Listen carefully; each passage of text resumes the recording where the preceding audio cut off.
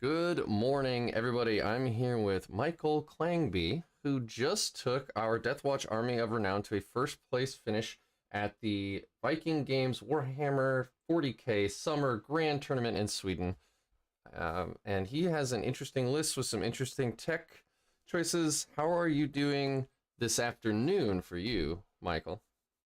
Thank you. Thank you for having me. Yeah, I'm fine. Having my vacation here in Sweden and happy to do the interview with you. It's Yeah. afternoon here, so it's like 1500. Yeah, early morning at your place. Yeah, it is. It just hit 6 a.m. here. I've been up for about an hour and a half. I hate it, but Yeah. it's worth it. So, it looks like we're having a little bit of a video hiccup on your end, Mikael. But most people listen to this like a podcast anyway, so I'm not gonna worry about it too hard. And good morning, JP. How are you doing? I think everybody who's watched a few of these knows my pretty precise formula now. So, Mikael, let's ask you: how long have you been playing Warhammer? Why'd you pick Deathwatch specifically for this tournament? I started playing actually when I was a kid. I was playing Warhammer Fantasy. Maybe at my teenage years, I was 14, something about that. We were a group of guys playing. And then you went into the military in Sweden. Everyone does it, conscripts, and then yeah, everyone moves away, and yeah, we didn't play anymore. And then during COVID, me and a friend was actually playing a lot of. Now I totally the biggest board game, the biggest box, Gloomhaven. Gloomhaven, yeah, Yeah, we started yeah, playing Gloomhaven, and when we played through the whole Gloomhaven and the extra campaign, and I painted all the miniatures, I needed something else to paint. nice. So during Christmas 2020, I started painting. And when I was in the military, I was in like the special forces, like the Marines here in Sweden. So I wanted to pick a Marine that was suitable, and I liked the Deathwatch because they were special forces. So I picked Love them it. up, started painting them, and from there on, I've been only playing them competitive. But during the road, 2 years now, I actually happened to buy maybe 5 armies now, sitting here painted for just practice. So I have Oh a man, full Tyranid army, I have Custodes, I have what else do I have? Dark well, Angels, can't, and a Thousand Suns as well. But very very cool. I your story about Gloomhaven mirrors my own because my wife and I and two friends of ours, we started playing Gloomhaven during the COVID lockdown, and I started painting all the minis. I grabbed my old brushes and my old paints, and I got on to YouTube and I started to watch painting tutorials, and I realized they're all for 40K. And then I just spiraled. That's and now this is all I do. yeah, and I'm still waiting for that Frosthaven box to arrive, but you never Yep, know. so I am I, updated my buddy. shipping address this morning, I think, because I got Very an cool. email from them. Yeah. Awesome. Well, I'm sure folks are more interested in how you did at this tournament. So let's jump right into that. Let's get to your list here. Yeah. Hopefully all my tech works and we're good. All right. So, uh Mikael had to warn me just a little bit ago that if you go to the BCP link that's in the description down below to look at the list that's posted there is slightly different than the one that we're going to go over here, and that is because of an error that from the Nephilim upgrades to Battlescribe. So this list that we're looking at here is the actual list that he ran at the tournament and is the completely legal tournament list. The BCP list has a couple of slight differences, including saying that he's starting with one more CP than he actually did. Did I get that all right, Mikael? Yeah, that's correct. Because Beautiful. as we were supposed to turn in the list, the BCP was still bugging out after Nihilum. So I couldn't get the actual payment for the Warlord traits on the Warlord to actually work. I tried to move around the keyword for the Warlord, but it it didn't work. So Yeah. But all the gamers, I started at 2 CP, and I was very thorough to tell my opponent I'm starting at 2 CP. So yeah, even Okay. though my list said 3. Very cool. Technology. Okay. We'll start with your HQs. You want to take it away, or want me to kind of do like a brief overview? Do your thing, and I will just answer up. All right. Well, so we're gonna start with his librarian. We see librarians a lot in most Deathwatch lists. That and the Primaris Chaplain on bike, which he also has, are like staples now. You see them everywhere. But his librarian is a Phobos librarian, which tracks with some of the other guests I've had on. We gave him Premorphic Resonance and Fortified with the Contempt, and then you paid a CP to give him a Warlord trait for Lord of Deceit, which allows you to Redeploy your Phobos units after roll-off. And which many people just forget, because it wasn't like that before they changed the rules of how you did different things in the turn order. But it's quite clear now. You can't see my video. I took up the book. But it's before roll-off. Now you deploy your armies and you determine first turn. Then you, as number 13, you resolve pre-battle abilities, which comes after determine first turn. And just this redeploy is one of those things. So that's quite great. Yeah, and I'm just going to jump straight to your Spectres team because these guys work hand in hand in hand. So before we get to the other HQs, we're going to go down to your Spectres team, which had the Venator specialism for killing fast attack. And then you had 5 eliminators, which we've seen before. That's not crazy, but they have las fusils because the las fusils are free now.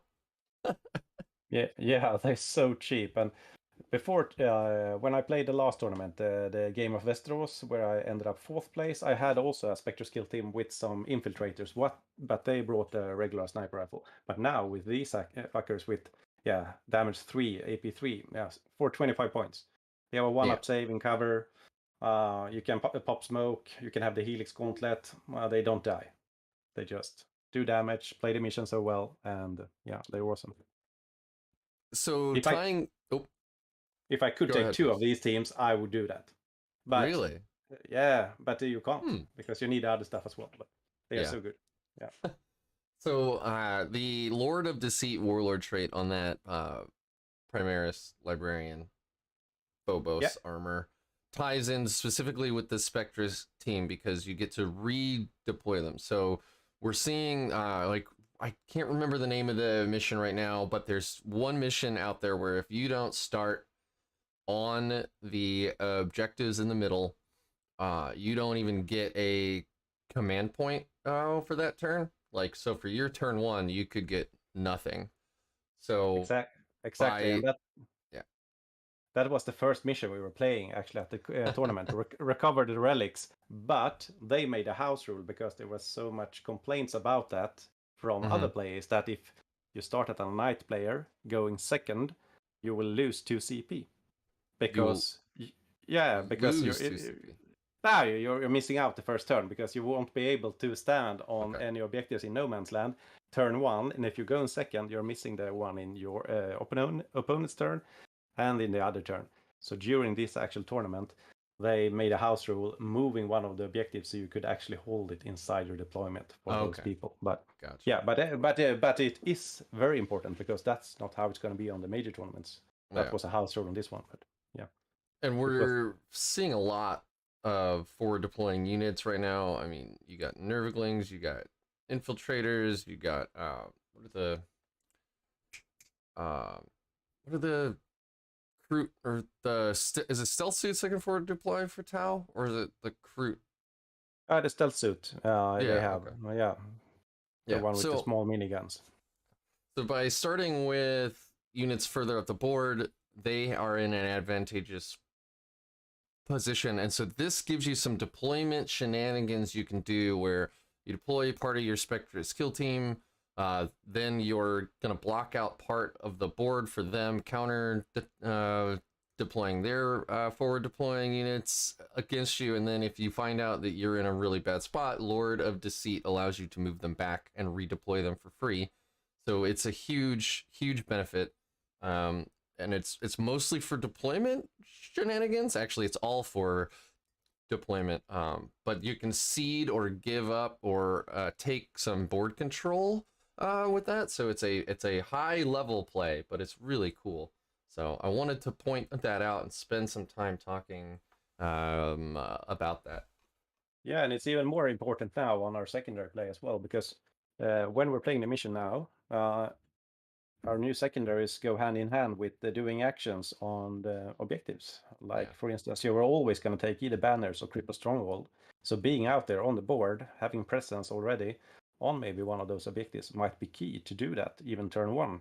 And if you're going second, you might don't want to lose those units. You redeploy them back. So yeah, quite important. Or to screen or block. Yeah, and guess who brings nothing but troops to the game? Yeah, is Deathwatch. exactly. Yeah. Yeah, but one thing actually, someone told me now during maybe it was yesterday or something on the forum, Deathwatch forum on Facebook. He actually commented on that warlord trait should be on the sergeant in Spectres Team, because then he gets one more extra wound for the same CP cost. So that is an awesome upgrade. Of course, don't put it on the librarian, because you get an extra wound on the guy in the Spectre skill team for the same CP cost. So I think his name was Frank. I don't have the name right here, but he should get the credits for it. He commented on it. So that's a great update. Same warlord trait on the sergeant, one extra wound, same CP cost. So. And I guess now we know the answer to one of the upcoming questions, which is what kind of changes are you going to make? Yeah, moving forward. But that's a whole different thing. So let's get back to your HQs. We have a Primaris chaplain on bike, because of course you do, with the Beacon Angelus.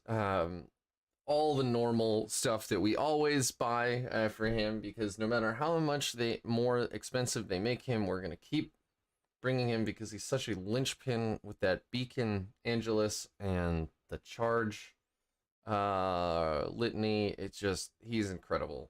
We all know him and we all love him. I don't know if you want to spend a bunch of time talking about him, Michael, or not. The biggest difference now is bringing that extra warlord trait, optimized priority. Maybe I didn't do it. I didn't run it before. I tried it out a few times, but now with the new secondaries, I think that is key. As you can see, I'm just starting out with 2 CP. That's quite low. I don't think we could go lower, because then you can't do Specialism Extremist the first turn. But still, people have asked me about, am I going to keep that? Yeah, because that was one key warlord trait I used a lot in all my games. I don't think I didn't use it in all games, and in some games I'd actually used it more than once. So it was a very important warlord trait for 1 CP. So. And optimized priority, that's the one that allows them to do an action and still shoot, right?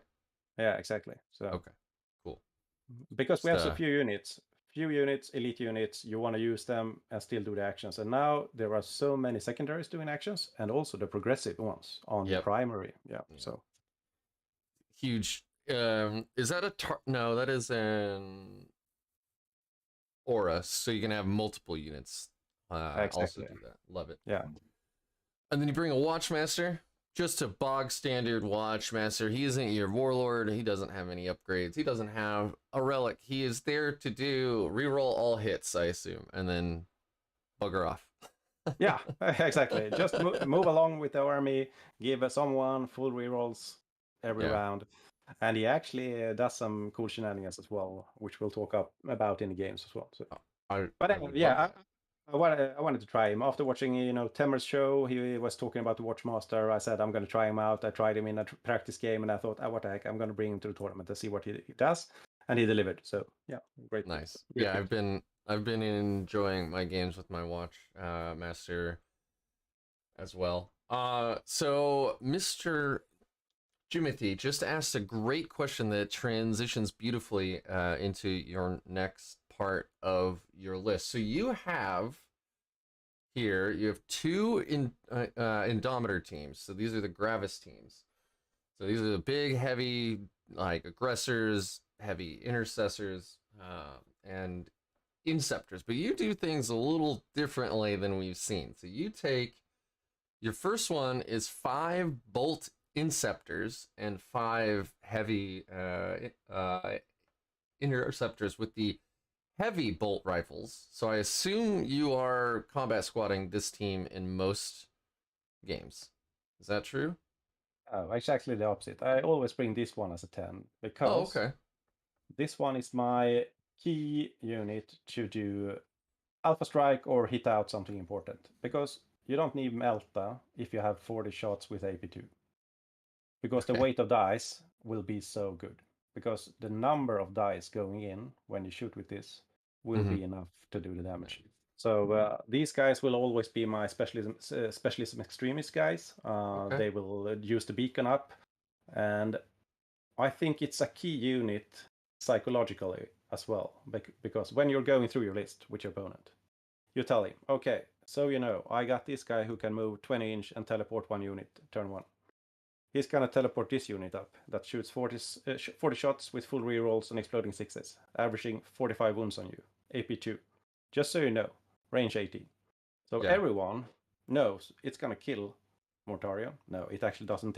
All No. games I played against Mortarion, I kill him. But in average, you do 16 wounds on it. If he does 4-up saves and then he's feel no pains, you're gonna average 16 wounds. But every time I shot him, he's dead. So So it's so these guys take down a knight, a big demon, maybe 1.5 dreadnought. So it's a key unit to put pressure and frighten your enemy to deploy defensively. It's right. gonna pull back all his key units and deploy them back so we can't reach them. And now with the new game, where you want to play long vigil, yeah, it's gonna take time for him to come to you Man, just I by can't telling this.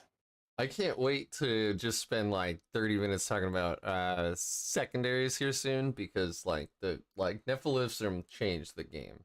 Yeah, Uh, totally. but But, yeah, we'll get into but that in a bit.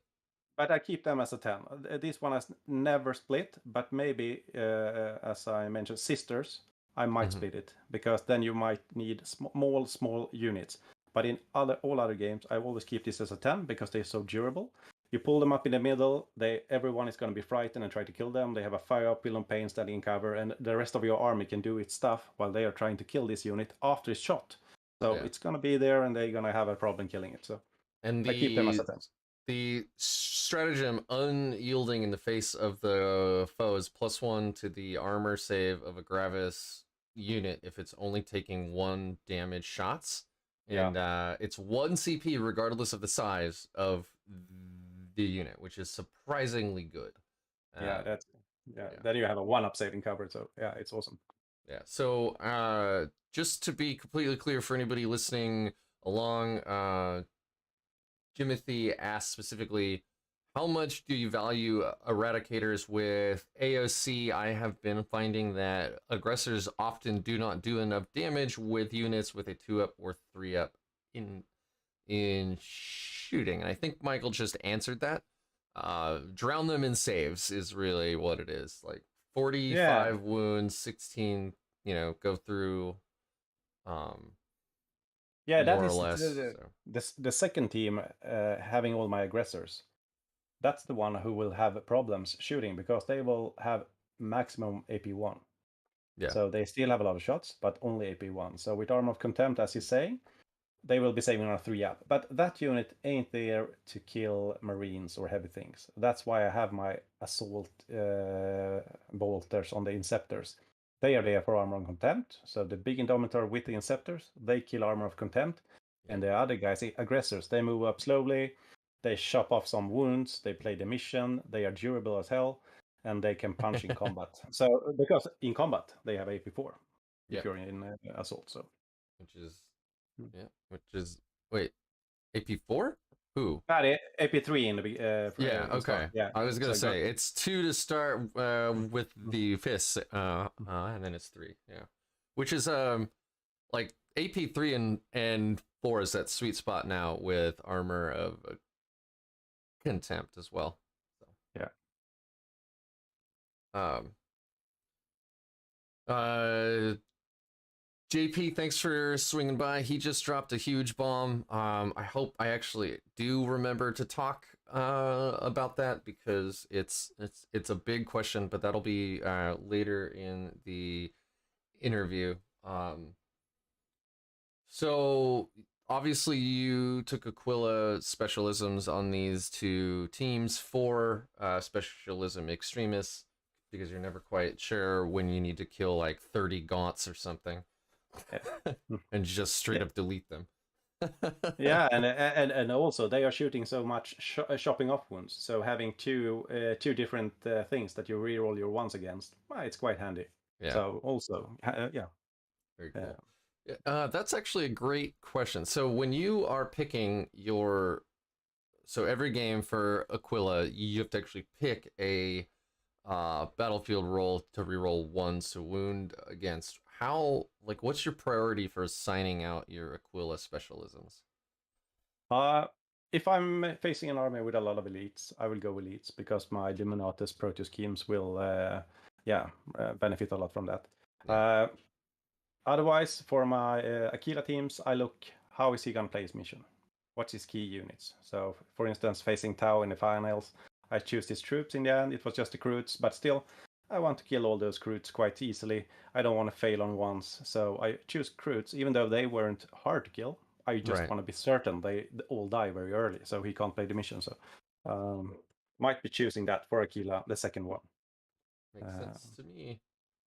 All right, yeah, I got to think about that more. I'm a newbie tournament player, so like I'm always thinking about what I want to kill, like what I want to pull off the board, what the largest threats are. When I need to be actually thinking how are they going to play this mission, and how are they going to score, and then what can I do to stop them from scoring. So that's a great point. Yeah. And just to go back to aggressors, they actually do have AP3 for starters on the fists going up to AP4. Oh, okay. Yeah. So. My bad. I thought power fists were 2 damage -2, but oh right, because thunder hammers are -2, 3 damage. Yeah. Power fists are 2 damage -3. Right. Okay. Yeah. It's early here, guys. So no worries. All right, and then you have. I love these teams. Like the more I play the Army of Renown, the more I love these like melee Proteus teams. You have two that are exactly the same. You got a couple bolt guns in there. I assume that's just to chip some wounds as you're running across the board, but mainly you're there to get stuck in, right? Yeah, exactly. These guys, often they will advance and charge, so you won't get the shooting so much. But if, like now, when you're playing the mission more slow, you might move up regularly because the enemy is in reach. And then you can do a lot of wounds because our Deathwatch bolt gun, you choose the ammunition to wound one better. Yeah, you're gonna ship some wounds on a knight as well, even though he has toughness 7. You're wounding him on a instead of a 5, you're wounding him on a 4. And when you shoot a lot of bolts, each wound counts actually in the end. So, and also for cleaning out Croods, troops, Eldars, sisters, small things with toughness 3. All the bolts you have, they are there. So, and that's the big thing right now with our army. We have 53 bodies infantry. Right. And the meta right now is facing on big guns, taking down big targets, and they can't handle 53 bodies. And almost all of that are OBSEC. Yeah. Which is huge. So most armies can't bring that much OBSEC unless they're spamming cultists or something, you know what I mean? Which are a little easier to kill. Oh yeah, that's true. Yeah, there's the dynasty that everything's OBSEC, right? Yeah, exactly. It's pretty good. Yeah, pretty good. Pretty good. All right, so yeah, I see. I love this here. You got the black shield with the thunder hammer chain sword, so that he's getting that extra swing in there. You have a lot of heavy thunder hammers, which are hilarious to me. This actually makes it so like you don't hate the idea of charging a 3-man of like Judge Shroud Terminators. No, we do 10 attacks with heavy thunder hammers. Yeah. plus the 5 attacks with the Black Shield on the shards. Yeah. So that's 15 hammer attacks. And the big ones with damage 4 going down to damage 3, they kill Terminators like a blast. So Yep. they're very Mwah. good. I And the don't red, think is there another army that can have such a proliferation of like damage for melee weapons in the game? a lot of damage 3, but damage 4 like this, yeah, I think we're quite unique there. Having Yeah. having that on troops. Maybe Right. if you have a Yeah, big yeah. character or a monster or something, but just on troops. Yeah. Like And Abaddon. yeah. No. Ugh. That data sheet is something else. You got company now. Yeah, Fred actually brought up a great point. I guess White Scar's an assault doctrine with a bunch of thunder hammers can also rock a ton of 4 damage. So that's pretty nuts.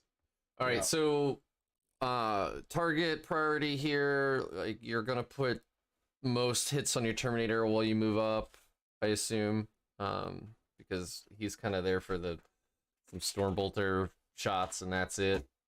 Yeah, exactly. These teams, actually, the only thing that needs to reach the enemy is the sergeants, the 2 van vets, and the Black Shield. That's the only guys I actually want to hit combat with. The rest is there for deliverance and taking the wounds on the way there.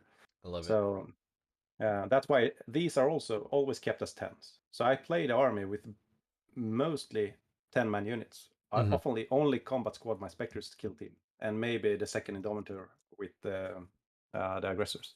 Yeah. How often do you find the Deathwatch teleport Homer to be effective? Because these are the little like tech picks that I'm bad at. Like I'll buy them and then even forget that I have them, let alone use them well. So how do we use that well? Before the new Nihilum, I used it a lot. Because before we had our primary secondary that was Teleport Homer. And when one guy, maybe you kept one Terminator surviving here, you could pull him out. And then next turn, together with maybe something else, drop him in just on the other side of the baseline of the enemy and score 4 points easily. So I used it a lot before. I was taking it now because I thought it might be useful. It's not. So that's one of the changes I'm going to do later on, because I maybe used it in only 1 game. Because now we're playing so much in our own field. We're going to talk about it in games and secondaries, but we play a lot more on our table quarter. So the Teleport Homer has lost its value a bit. We still have the CP for Battlefield Teleportorium, which we can use on any unit. So spending those 10 points on an upgrade of maybe going to Boltstorm Aggressors instead, so we have 18-inch range instead of 12. I think that is the way to go. Okay, very, very cool. And that 10 points is all you need to turn these guys into Boltstorm.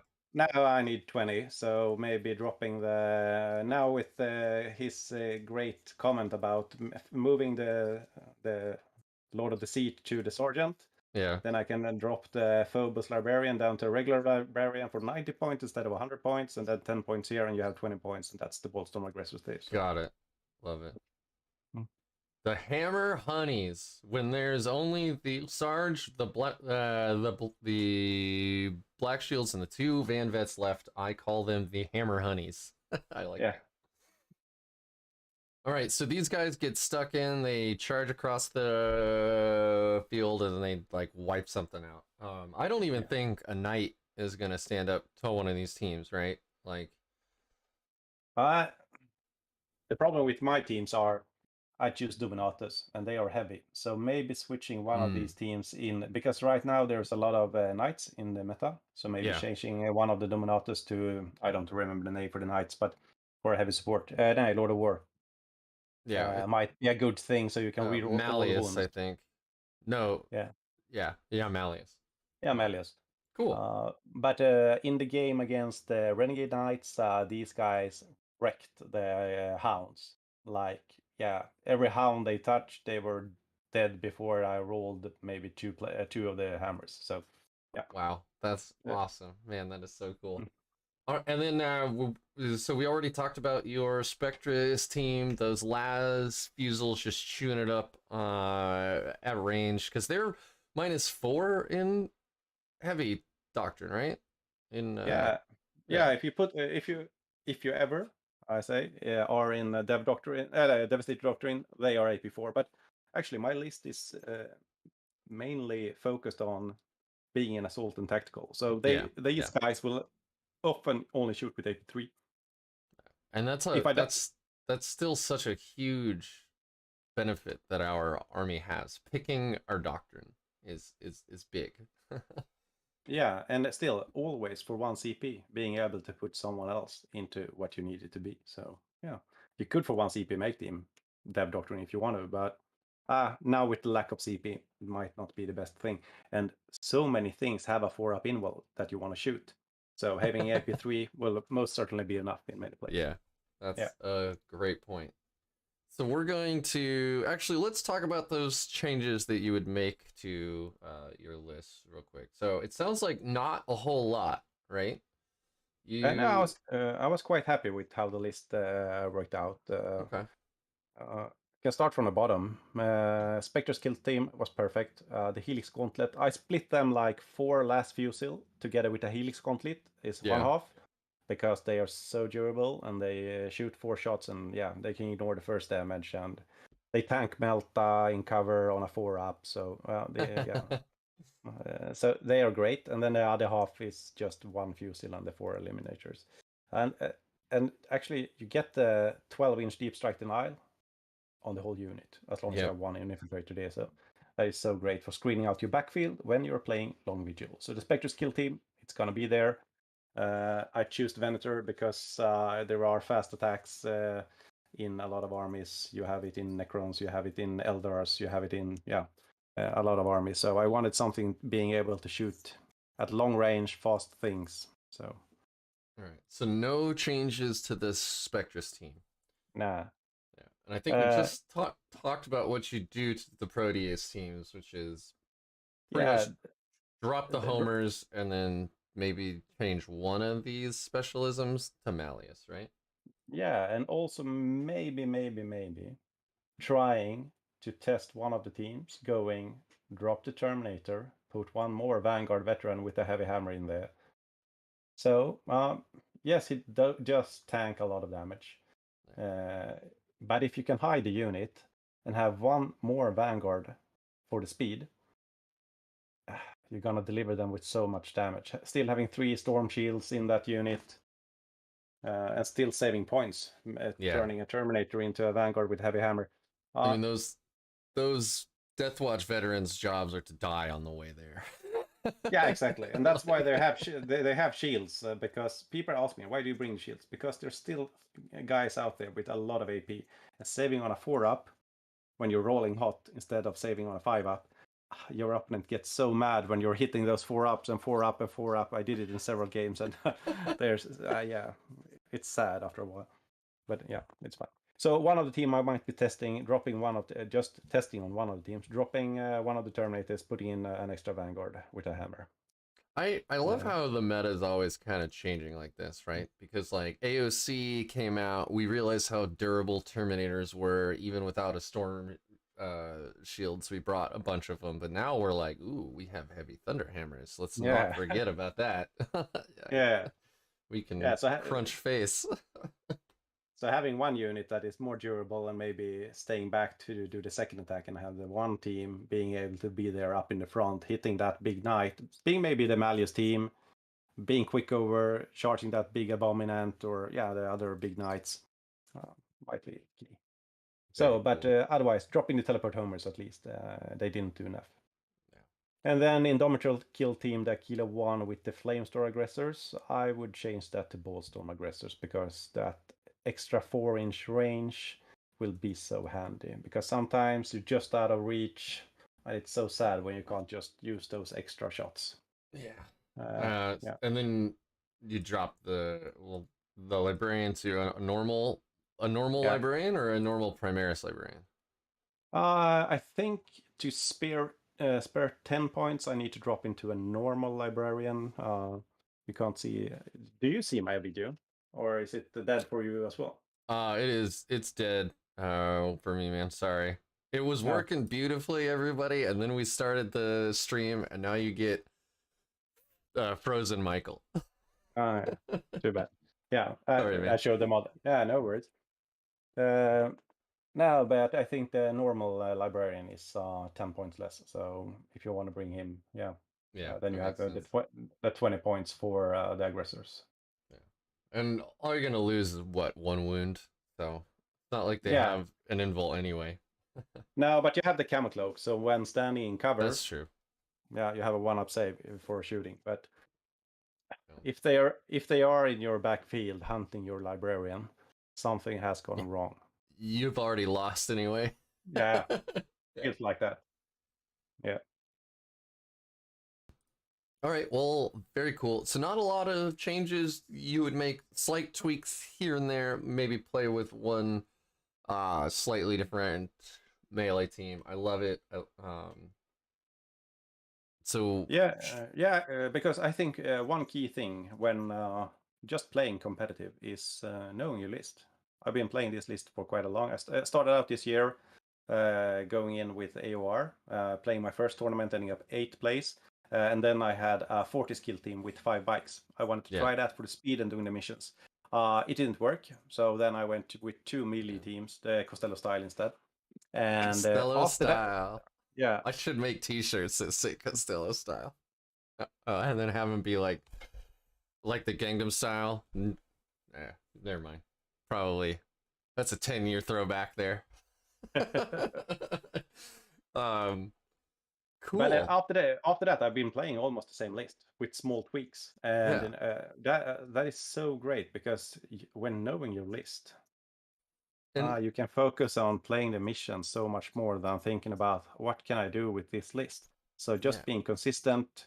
Still, you need a good list, as we've been talking on in the forum as well. But staying consistent, playing your list, knowing what you're doing, is such a great thing. So going back to the drawing table, doing too much changes is going to affect your playing the game. So doing small changes along the way, just testing out small new text, like bringing in the watchmaster instead of the captain on the bike. What does that bring to the game? What do I lose? What do I gain? For example, he can raise a banner. Your captain on bike can't raise a banner. Now we have one more infantry guy that doesn't bring any shooting. He can still give out in command phase. He can give full rerolls and he can raise a banner. So you have one more guy doing actions instead of a bike that can't do actions. So. I love that transition, by the way, because I want to talk to you about your secondaries and how this list plays them. But before we do that, Mr. Timothy has another question, which, by the way, to all the viewers out there, we do this live so you can ask us questions, so please do. He's asking if you've played into Bloody Rose much. That would be Sisters of Battle, and they find this to be one of the hardest matchups at the moment. So what say you, Michael? No, I haven't, and I really hope to play Sisters during the last tournament because I find it also to be one of our hardest matchups. Because they have such a good trading game. They have so many chips units, maybe 150, 170 points.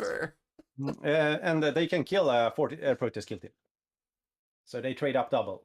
And that's why I think if I would face off against a Bloody Rose, I would need to play more combat squad and a more defensive game and let them come to us. And then everyone will say, but they have so great secondaries. They can also stand and wait. Yeah, they have one secondary there that forces us to come to them. But I think it's one of the hardest matchups right now. Someone asked me, what list are we bad into? And I would say a great player with a great list is always hard. But Sisters, I think, is the hardest list right now. Yeah. Well, there you go. So Sisters is the hardest matchup that we have, and I think Bloody Rose is probably the hardest matchup in the Sisters. So, Jason is saying that he's played a good Bloody Rose player once, and he got absolutely wrecked. So yeah, it's Man, those Repentia, man. And then they got cheaper along with is it Seraphim that got cheaper as well? Yeah, I think so. Yeah. Yeah, they have so many tools Right. and armor of contempt now, and they have extra dices, and yeah, they're so Yeah. good right now. Yeah. So let's talk about your secondary. So you brought up banners, you brought up Cripple Stronghold, and you brought up Long Vigil. Is that what you're generally speaking going into when you're? I mean, obviously it'll switch like depending on the mission and stuff, but generally speaking, that's what you built this list to do. Yeah.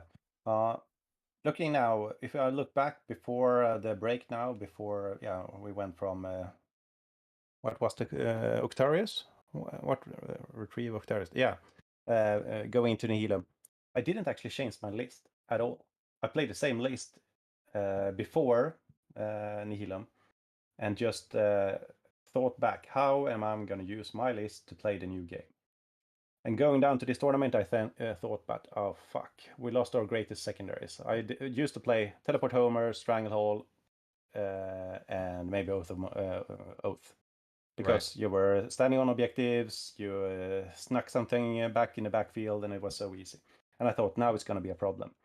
But then when I started looking at it, I always like to print out all the missions I'm going to play on the tournament, and I have Mm-hmm. them in a small folio, and I write down below all the missions that is possible for me. And that's because when you're at the table, you're facing a new enemy, you're getting stressed for the game. Just look down and see what your game plan was before is so much easier, because then you don't make that mistake that you just, I'm gonna take Assassinate, who is always crap, and a lot of dumb choices. Just having written down everything beforehand, so you know, I'm gonna play Long Vigil, I'm gonna play Banners, and then my third is up to the opponent. Right. Because that right now we only have two. We have always and always. We have two strong ones. We can choose Banners or Cripple Stronghold. Those are good in Shadow Ops. So every game, you know, you can either play Banners if you're playing a mission where you have maybe 2 or 3 objectives close to your home base, Mm-hmm. because you have a solid 10 to 12, maybe 15. Yeah. If there is a harder game like maybe Data Scry Salvage, where all the objectives are in the middle, and the enemy can easily reach them and deny you your banners, then go Cripple Stronghold, I would say. Yeah. Because then he has to choose one in the middle, and you can easily focus fire on that one. So that's one good choice in Shadow Ops. And then for Battlefield Supremacy, we have Long Vigil. And it's so good. People So, don't understand how good it is. all right. So I'm gonna show my ass here, because I've only had like one game since Nephilim dropped. I'm a busy boy during the summer, so I don't think Wahapedia is updated yet. I'll switch over to the browser here so people can look, but I don't think it's actually updated. How have the Deathwatch secondaries changed? Because like Long Vigil to me was always a bad pick personally, because it didn't even say keep them out of your deployment zone. It said keep them out of your deployment zone and 6 inches away from it. yeah, and before they only needed to touch within 6 inches. Now it says wholly within your deployment. Wholly Okay. within your Yeah. deployment. So an enemy unit, it can't just touch your deployment. The whole unit needs to be inside your deployment zone. Okay. So this hasn't updated yet. I didn't think it did. No, it hasn't. And instead of 5 points, it's now 4 points, and you can't score it in your turn 1. So in your command phase, starting with the second turn, if you have no enemy wholly within your deployment and you're still with one unit wholly within your deployment, you score 4 points. Beautiful. So right. you always I get like that 16 better than it was. Yeah. So it's great. It's actually great because, yeah, some missions you have quite a big deployment. But with the Spectres skill team screening off 24 inches each for the combat squad unit, deep strike you don't have to worry about. Wow, I love it.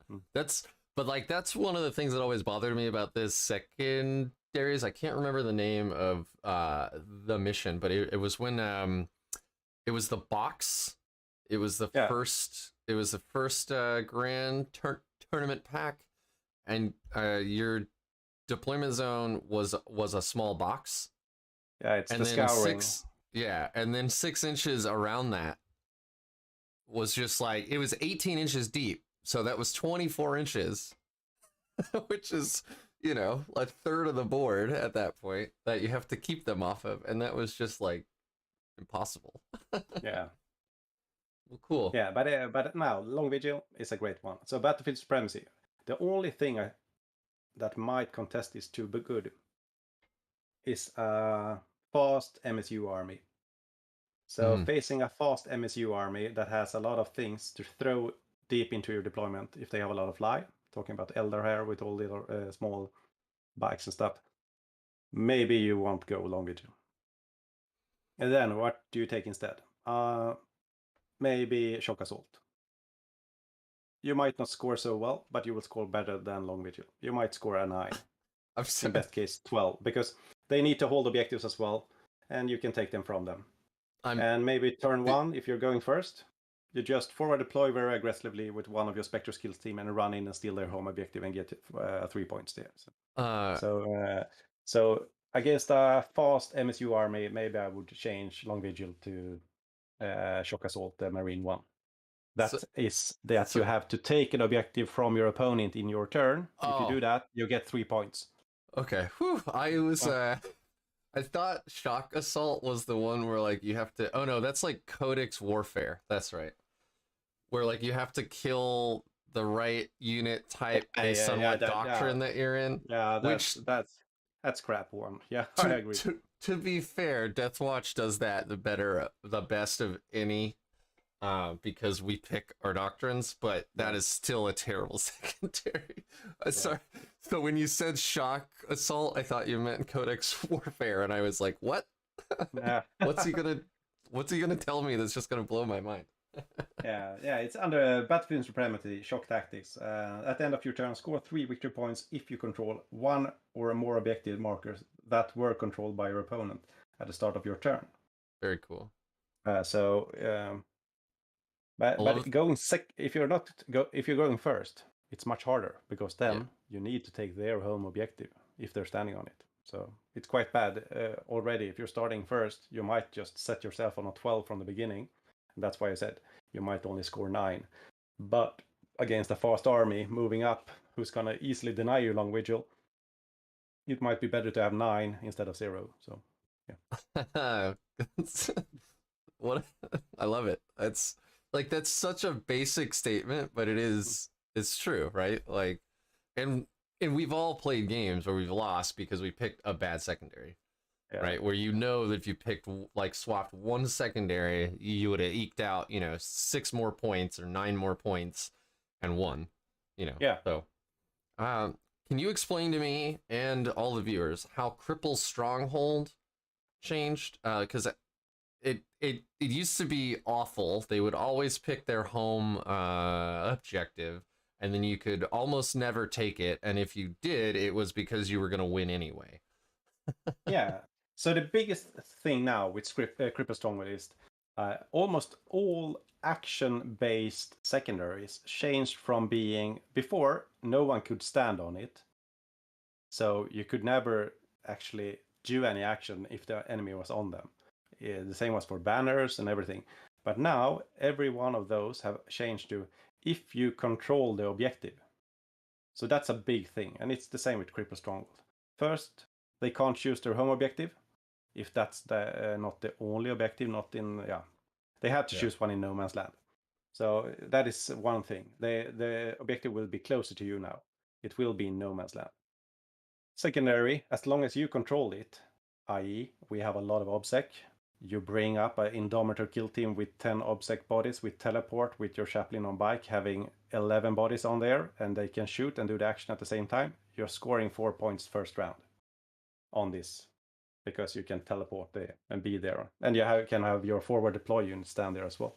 So just controlling. And the new wording is also, if you select it's, let's see, one of your Deathwatch infantry unit from your army can start to perform this action at the end of your movement phase. Meaning you don't have to be there in your command phase. You can move there during your turn, and at the end of your movement phase, if you're controlling the objective, you can do the action.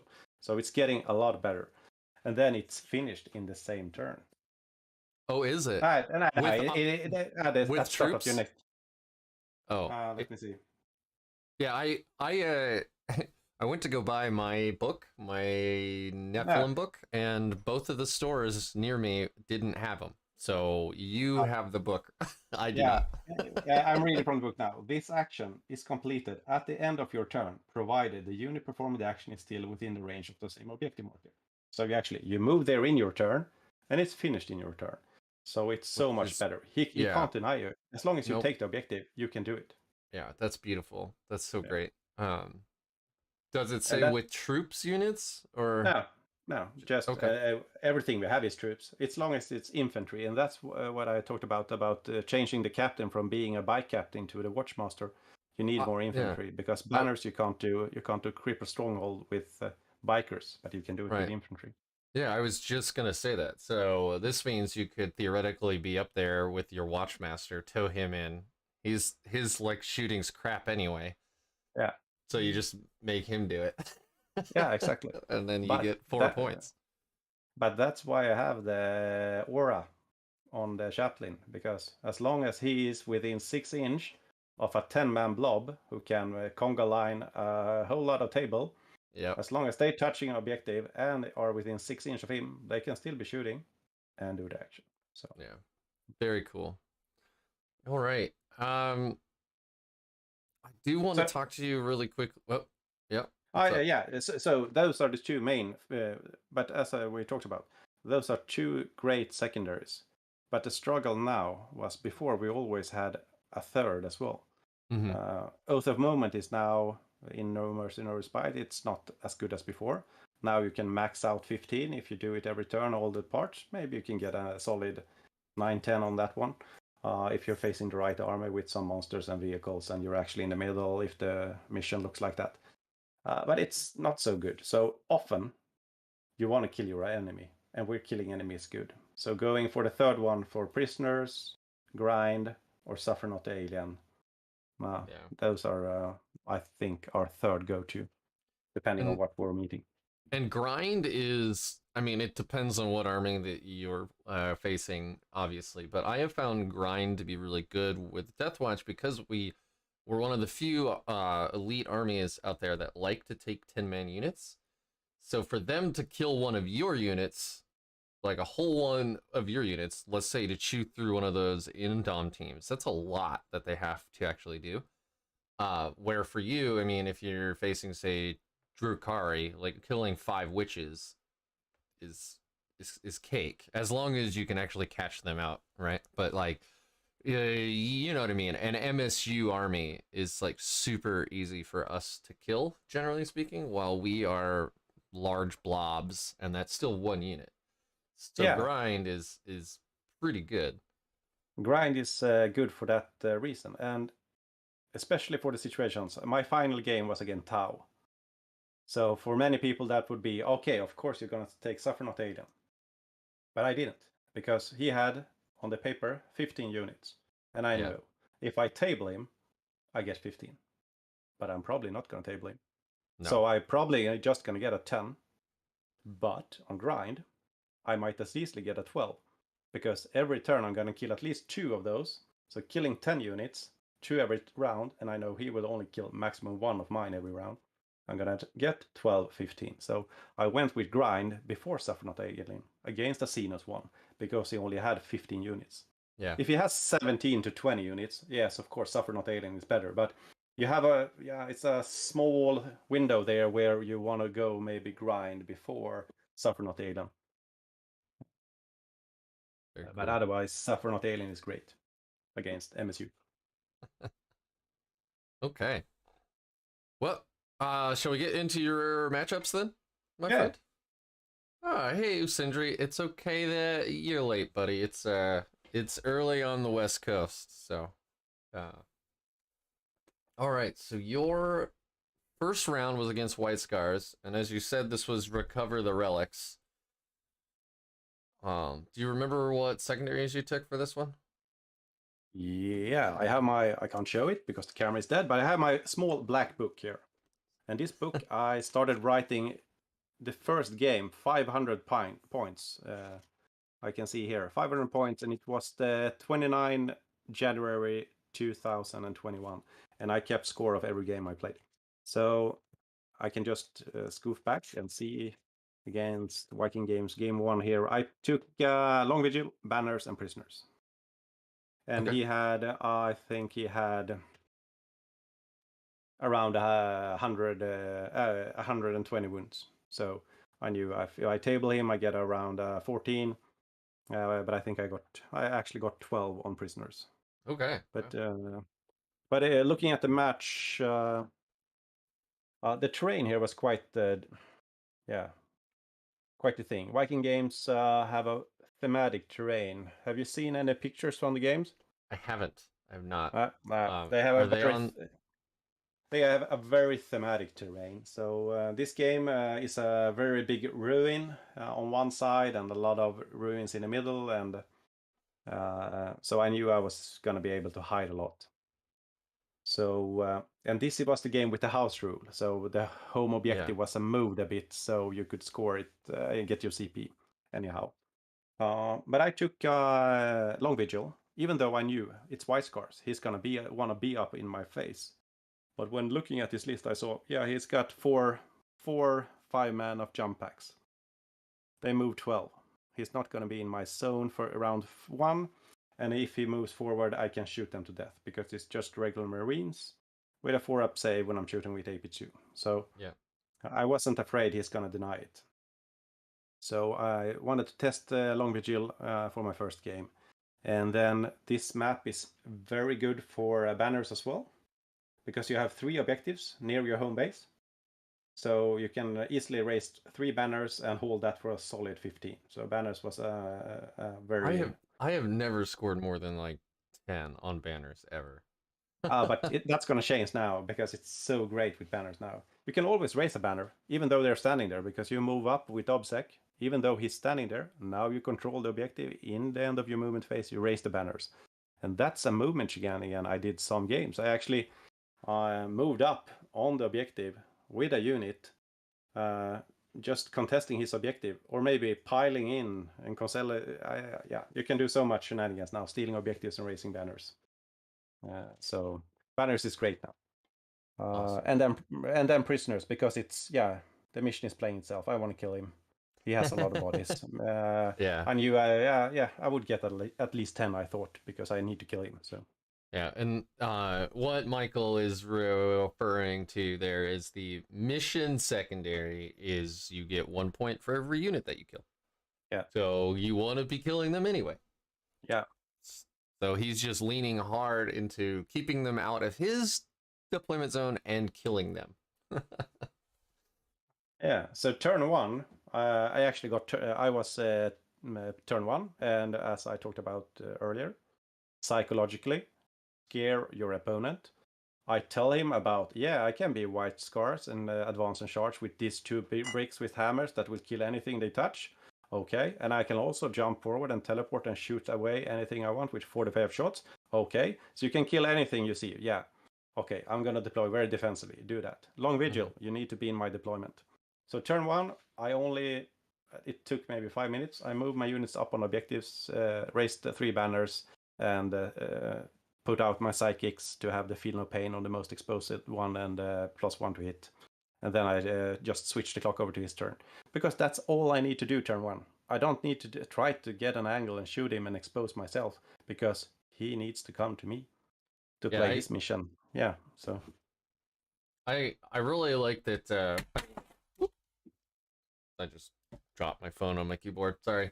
I was gonna say I really like that we're seeing. I mean, Nephilim and the CP changes helped with this anyway, but you know, like when 9th hit turn 1 was like big alpha turn. You'd lose like a quarter of your army if you didn't go first. But now we're seeing with more terrain on the board, and then with these like secondaries, turn 1 is turning into more like set up for turn 2 and 3, and that's where all the big plays happen, right? So it doesn't surprise me to learn that you just kind of moved up and kind of like got ready for turn 2. Yeah, and it goes hand in hand with our secondary now. We just want to raise those banner, play our long vigil, and start harvesting CP, so we can do that big punch in the mid game instead.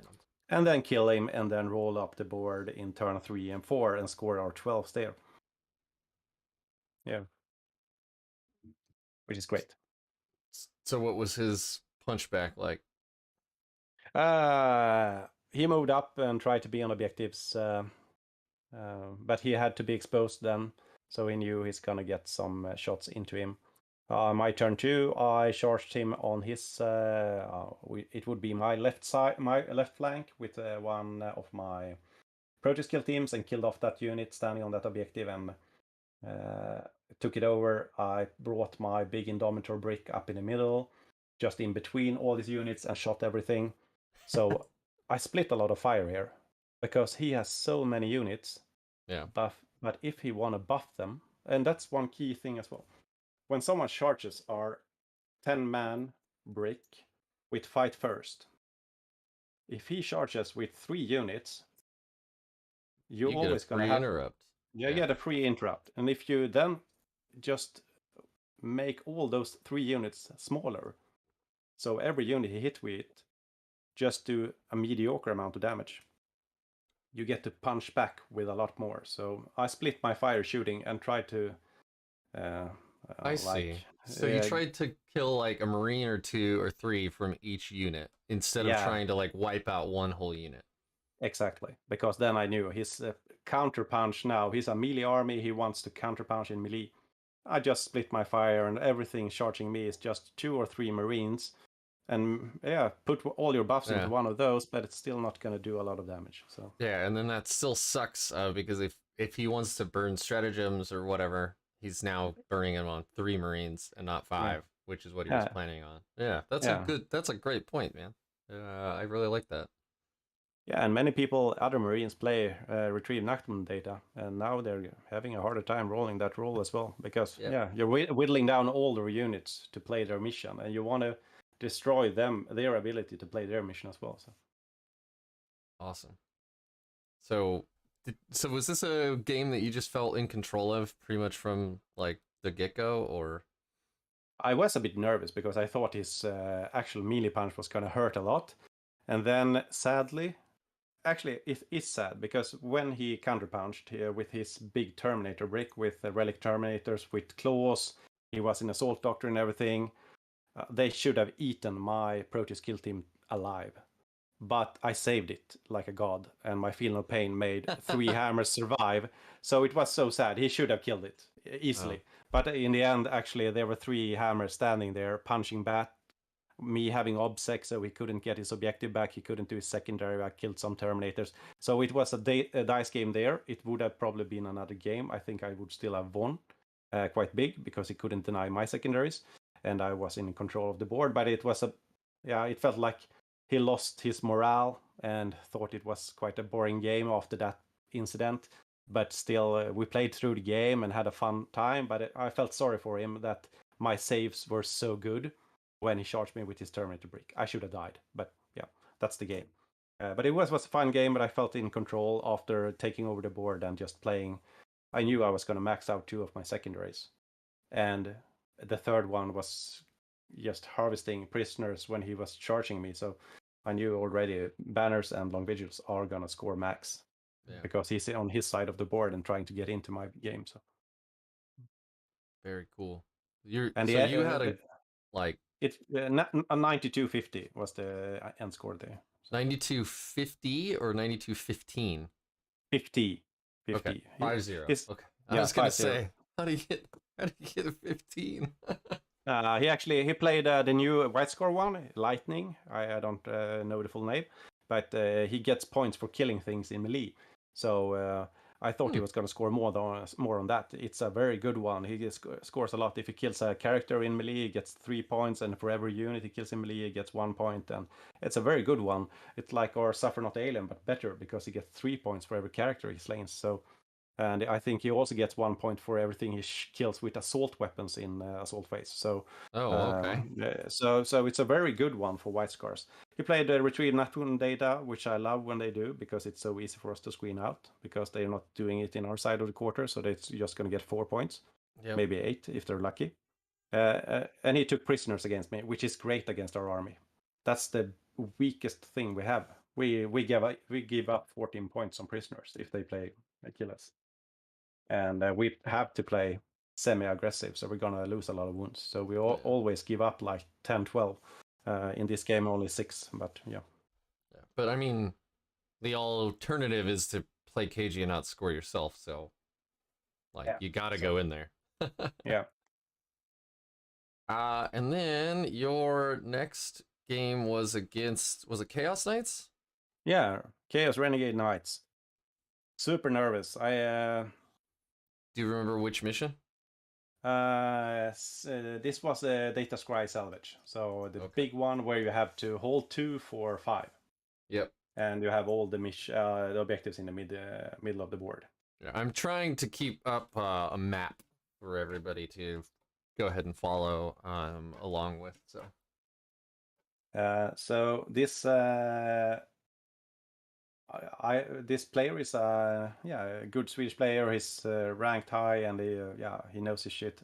And he had a very intimidating list. I think he had 10 dogs and 1 abandonment, the big one that you can't kill.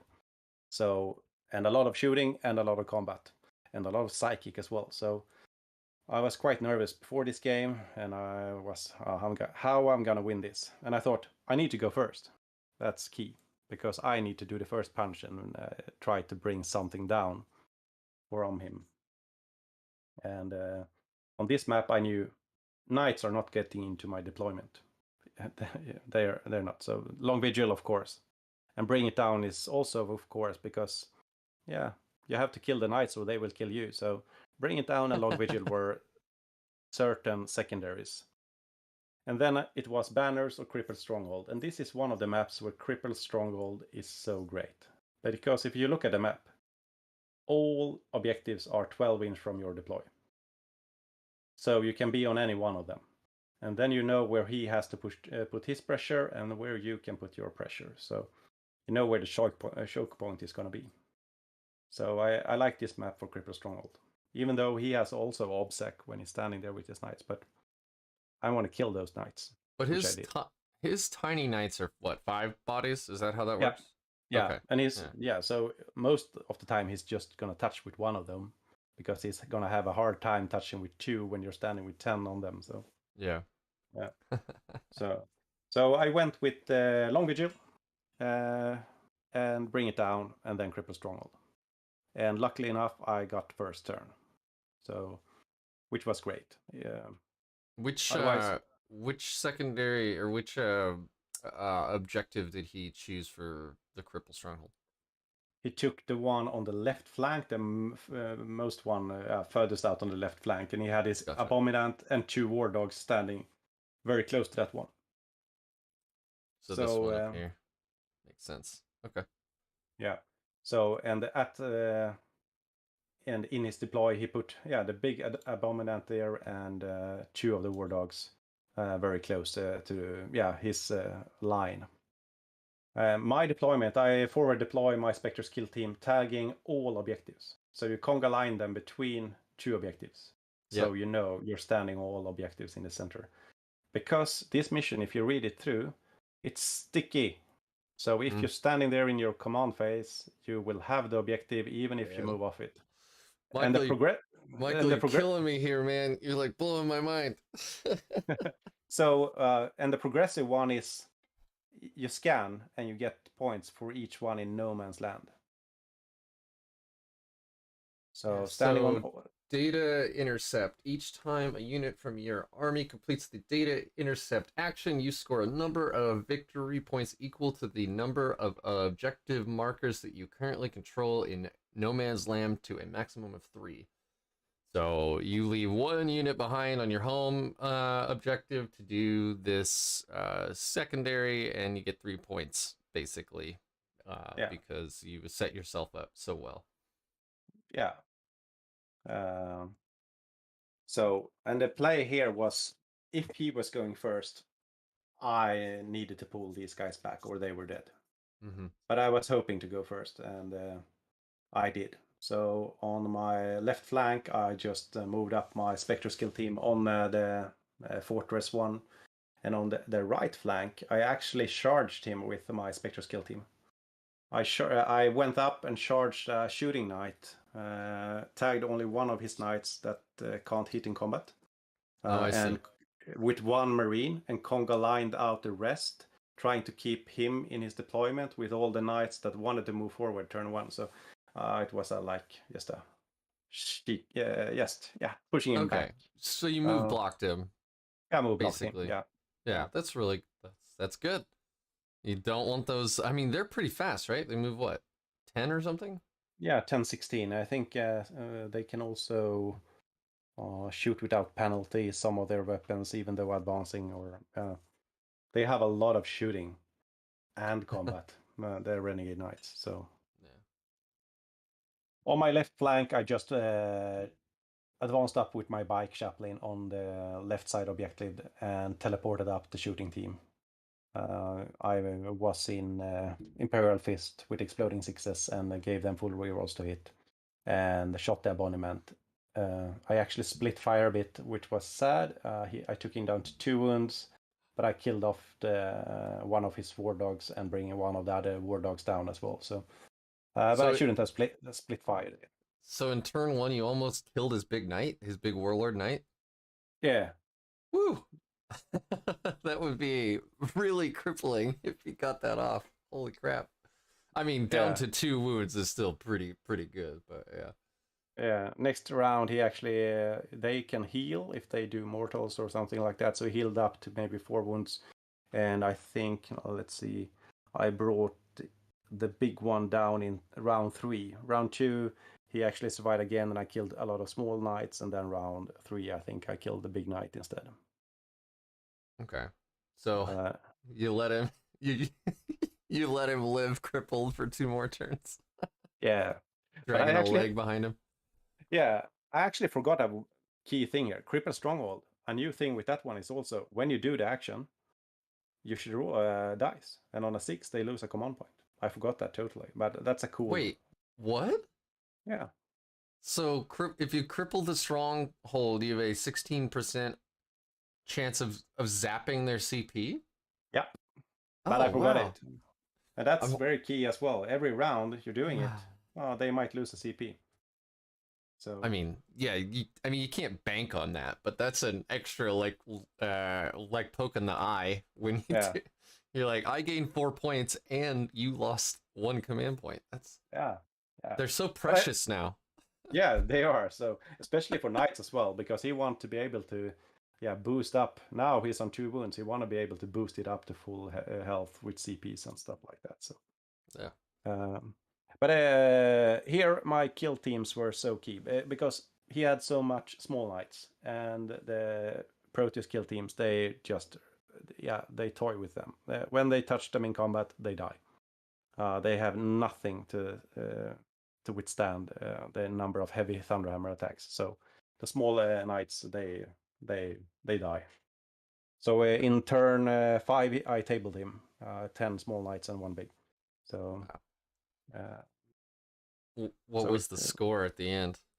98-59. So it was I maxed out cripple, I maxed out long vigil, and I maxed out bring it down, and I lost 2 points on primary. That's really good, man. I don't see I think part of the changes to these secondaries and the new mission packs and stuff is that Games Workshop wants to see fewer 100-point games. Like getting rid of Stranglehold and stuff. And these secondaries where you can lose points if you don't roll high enough or whatever. So 98 is a supremely good score. Yeah, I was thinking that also when I went to the tournament. It's not going to be so many hundreds. It's going to be like 80 or 80 to 90 points and stuff like that. Yeah. And in this game, I maxed all my secondaries and just lost 2 points on the primary because it was hole 2. So in round 4, I actually only held 2, so I only got a 4 on the primary there. Shucks. But you got Yeah. I mean, you would have been maxing out data scry, Yeah, right? I did. Every single or data intercept. Sorry. Yeah, I did. Every round I did it Yeah. for 3 points. All right. So you're round 3. So actually, how are you feeling at this point? Right? Like you've gone in and you've just like blown away your first 2 opponents. Are you super like nervous for your third game, or are you just like riding high at this point? Going to the tournament, as I said, I told all my friends and everyone that this is not going to go well. I was hoping to go 3-2 and was planning to go 2-3, also winning 2, losing 3. Okay. Because of the new secondaries, I didn't have enough practice with the list in the new Nephilim, and I didn't know what my game plan was going to go. So I had my expectations low. And going into the first game, playing Marines, I felt pretty good. Going into the second game, feeling very nervous, and winning it so big, I starting to feel a bit better. And then for my turn 3, I'm actually in the lead, and I'm gonna play on the streaming table, and I'm gonna play Death Guard. And I knew, shit, Death Guard are so resilient and have so good secondaries.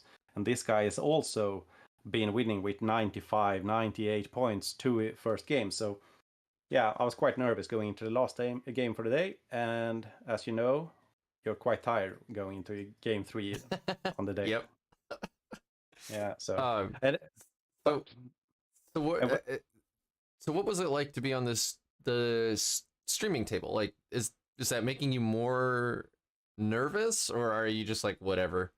I got to play the game anyway, you in one way you get a bit more nervous because people are going to comment on what you do and everything like that. They're talking about the game alongside, and they have to. You don't want to mess up. You do stuff wrong. I did something wrong. I think it was this game. I actually during the setup I was quite nervous, and I started off turn 1, and I actually rolled my litanies in the beginning of the round. But when we got to the psychic and I was starting out, I didn't remember what I rolled the dices, and my opponent didn't either. So we re-rolled my litanies when I did my psychic because we didn't remember. And the commenter said it didn't have any. I rolled so good charge, so it didn't have any effect on the game. But I actually missed my +2 on the charge litany in the first roll. That we didn't remember. So that's on the stream, and it's so frustrating that you do a mistake like that. You actually do the roll, you miss, you don't remember, and it felt very bad. But actually, when we did the actual charge, it didn't matter because I rolled so good on the charge. But it would have felt very bad if that 2 extra inches would have been key, and I won the game on that. Then it would have felt awful being there, seeing it live after, when you're looking at the game. Yeah. And actually see that, okay, so actually I cheated or I mistakenly didn't remember something that affected the game, so I won. That is things when you're on a stream table.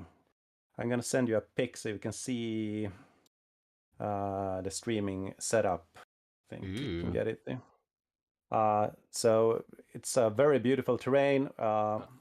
You sent me a very, very, very tiny photo. It's very low res. Let me see if I can zoom in. Yeah, no, that's pretty. That's that is potato quality. Let's send you another one. I like that terrain in general, though. That's really, really cool looking. I love how much like terrain just changes. Everything. There we go. All right. There. That probably looks a lot better to everybody watching. Let me zoom out now. So it was a very, very beautiful terrain setting on the streaming table, which made it hard moving everything. And but being on a stream, it's quite cool as well. You're being on the top table, you get a small extra amount of adrenaline pumping and stress that you're actually in the lead. It's can actually go better than I expected. So I love that paint job on that terrain. That's crazy. Yeah. In reality, all those shining rooftops. It was so beautiful. But moving 50 Marines up and down those ladders and into those ruins, that is not so fun. And Inceptors falling over in staircases and on the big ruin. Which mission was this? I'm sorry. I think you already mentioned it, and I was responding. The third mission for these days was the Scouring. And that is the one where you have the two very big deployment zones and all the objectives are in no man's land. Yeah. It's mission number 23. Yeah, I got it up now. That was my least favorite mission from the old GT pack, and I'm glad that they changed it. Yeah, because it used to be hold 2, hold more, and just it was awful. Yeah, exactly. You had to hold 3 to get. Yeah, you couldn't score a 10 because either you got 5 or you got 15 because you had to hold 3, or if you only had 1, you scored. Yeah, it was awful. But now it's an interesting one because it's so big deployments and everything is out in the middle, so you have to meet your opponent in the middle. So, which just means you're gonna punch it out. Yeah, and the same thing here. Going into the mission, I thought, okay, Death Guard, he's so slow. So what we're gonna take? Long Vigil. Long Vigil. Yep. Long Vigil. I have 2 objectives near my deployment, which I can touch standing in my deployment. What I'm gonna take? Banners for a solid 10. Because I know I'm gonna stand on my 2 home objectives, getting 10 on banners, maybe more if I can raise something more. And then for my last one, actually his list has, I think, 13 points on Bring It Down. So that was my last one, because I still want to kill things. I think I can kill his PBCs and Mortarion, and maybe some of the Rhinos. So I went with Bring It Down, because that was the most efficient against him. He didn't have enough wounds to take prisoners. He didn't have enough units to go with grind for a certain high score. And assassinate is always a trap. So you can always hide in a HQ and move it back and deny your points. So never go assassinate. So Bring It Down. Gotcha. And I did the same as against Y-Score. He went first this time, and I scared him before the game, told him I can kill Mortarion with my shooting team, I can charge and advance and everything. And he deployed Mortarion way back in his backfield. So I couldn't touch him. But at the same time, Mortarion can't do anything when he's standing way back. So his turn 1, he played very defensively, just moved a little bit forward, tried to hide everything because he was scared I was going to kill his army with all my killy things. And then my turn 1, I just move up, raise 2 banners, and switch over to his turn, because he has to come to me. Yeah, and you want him to, I mean, you're like sitting pretty on those points. You've got your Long Vigil, you've got your banners up. Like, you don't need to go to him yet. So you might as well, like, let him slowly move up, right? Yeah, and the next turn I actually, when I can see him, I charge with one of my teams. And that is to try to lure him to recharge that one. So that team actually charged, I think, one of his PBCs looking out, and take the middle objective. So I stand on the middle objective, taking that from him, so he can't score a 12, and just forcing him to come to me now. And he does. He charges with Mortarion and his big Terminator brick, and now he's exposed for my counter charge. So then I can next round shoot Mortarion with my big shooting team and start charging with the rest of my units. And then from that on, I can roll up his army. So those heavy Thunderhammers, man. Yeah, they're great. And also having that, and many people get caught off with that, having fight first on that unit. They charge with something, they don't kill anything about the chaff, they kill all the shields and the Terminator, but all your hammers are still alive. And they have fight last, but now you have fight first, so you can play your interrupt for 2 CP. Yeah. And they, I didn't remember. Or, yeah, so it's always there. Or if they don't have fight last, you at least have fight first, so now you have a free interrupt. Yep. And then you punch something. And in this game, he hit, if I remember correctly, he hit me first with his Terminators.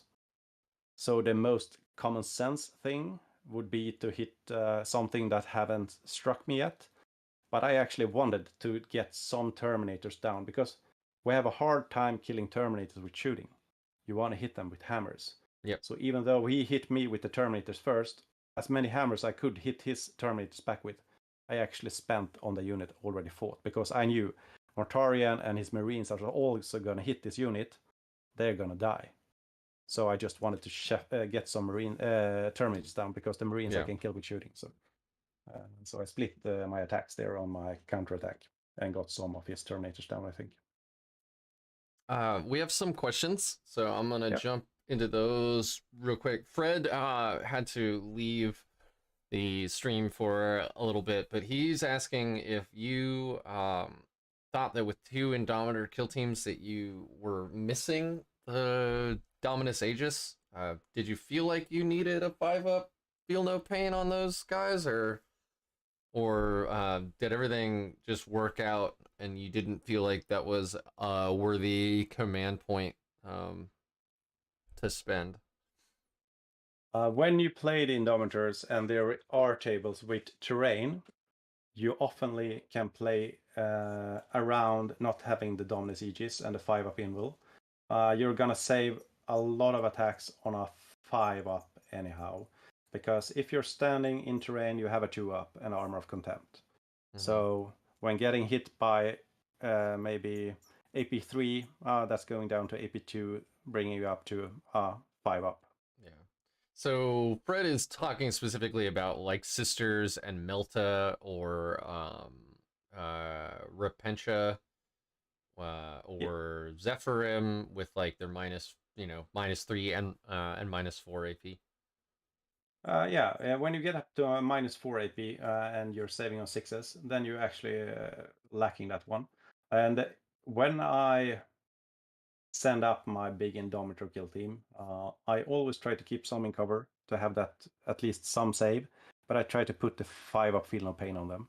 And having a 5-up feel no pain on them makes a huge difference. Yeah, that wildly skews the math. Yeah, a lot, because even though they have maybe damage 3, you're almost always rolling at least 1/5. So 2 shots for each Marine they need. And when you have a 10 brick, and you maybe do transhuman, you're shifting the math so much. But I do miss it, because they are so durable with it, but I can't find the CP to have it, or the unit to put it on. But against some armies, and Knights with a lot of high AP, Tau with high AP, Turnips with high AP, and Sisters. And that's why I have all the Storm Shields on my Proteus kill team, but because otherwise they die like flies. But in Indomitors, they have more staying power, because they're not getting wounded on 2s, they're getting wounded on 3s, because they have a toughness 5, they have 3 wounds instead of 2, they have a 5-up feel no pain, so they're still more resilient. Especially if you use cover. It's just Tau ignoring a lot of cover. That is hard. Yeah.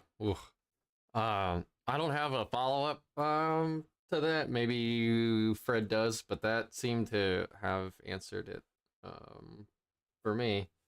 We have another question. The LD is asking, what Secondaries Chaos Knights took against you? I know we're going back like 2 games now, but the Renegade Knight, he actually went with Prisoners, of course. He scored an 8 on that one. He went with something called Tyranny. I don't remember exactly how we played that, but I think it was something he needed to do. He scored a 3 in turn 1, 2, and 3 and got a 9 on it, and he had something he called Storm. For those Chaos Knight players, he scored a 6 on that, 3 points in round 2 and 3. So his total score was 59. He had 8, 9, and 6 on his secondaries and 26 on the primary. And then Fred also has a question, getting back to this game against Death Guard. That team that you moved up to the middle, was that one of your, that was one of your melee teams, right? Yeah, it was a Proteus team that advanced up and charged in the middle and started trading off with. And then next round, I actually advanced up my aggressor team, so they also was in range and could start chopping off wounds. Right. And my big Indomitor with all the Inceptors were there also, so they could shoot. So I pulled the Specialist Extremis on the big Indomitor with the Inceptors. Cool. So I hope that answered your question, Fred. He initiated with the Proteus team and then brought up the Flamestorm aggressor team on turn 2. All right. Yeah. Let's jump Yeah. back into where we were. Yeah, Sorry. and then there was a trading game in their turn, maybe 2-3 in the middle, and after that I actually had board control and rolled him up, so scoring 12 in my turn 3, 4, and 5, and almost tabling him. So he had 0 points on primary turn 5.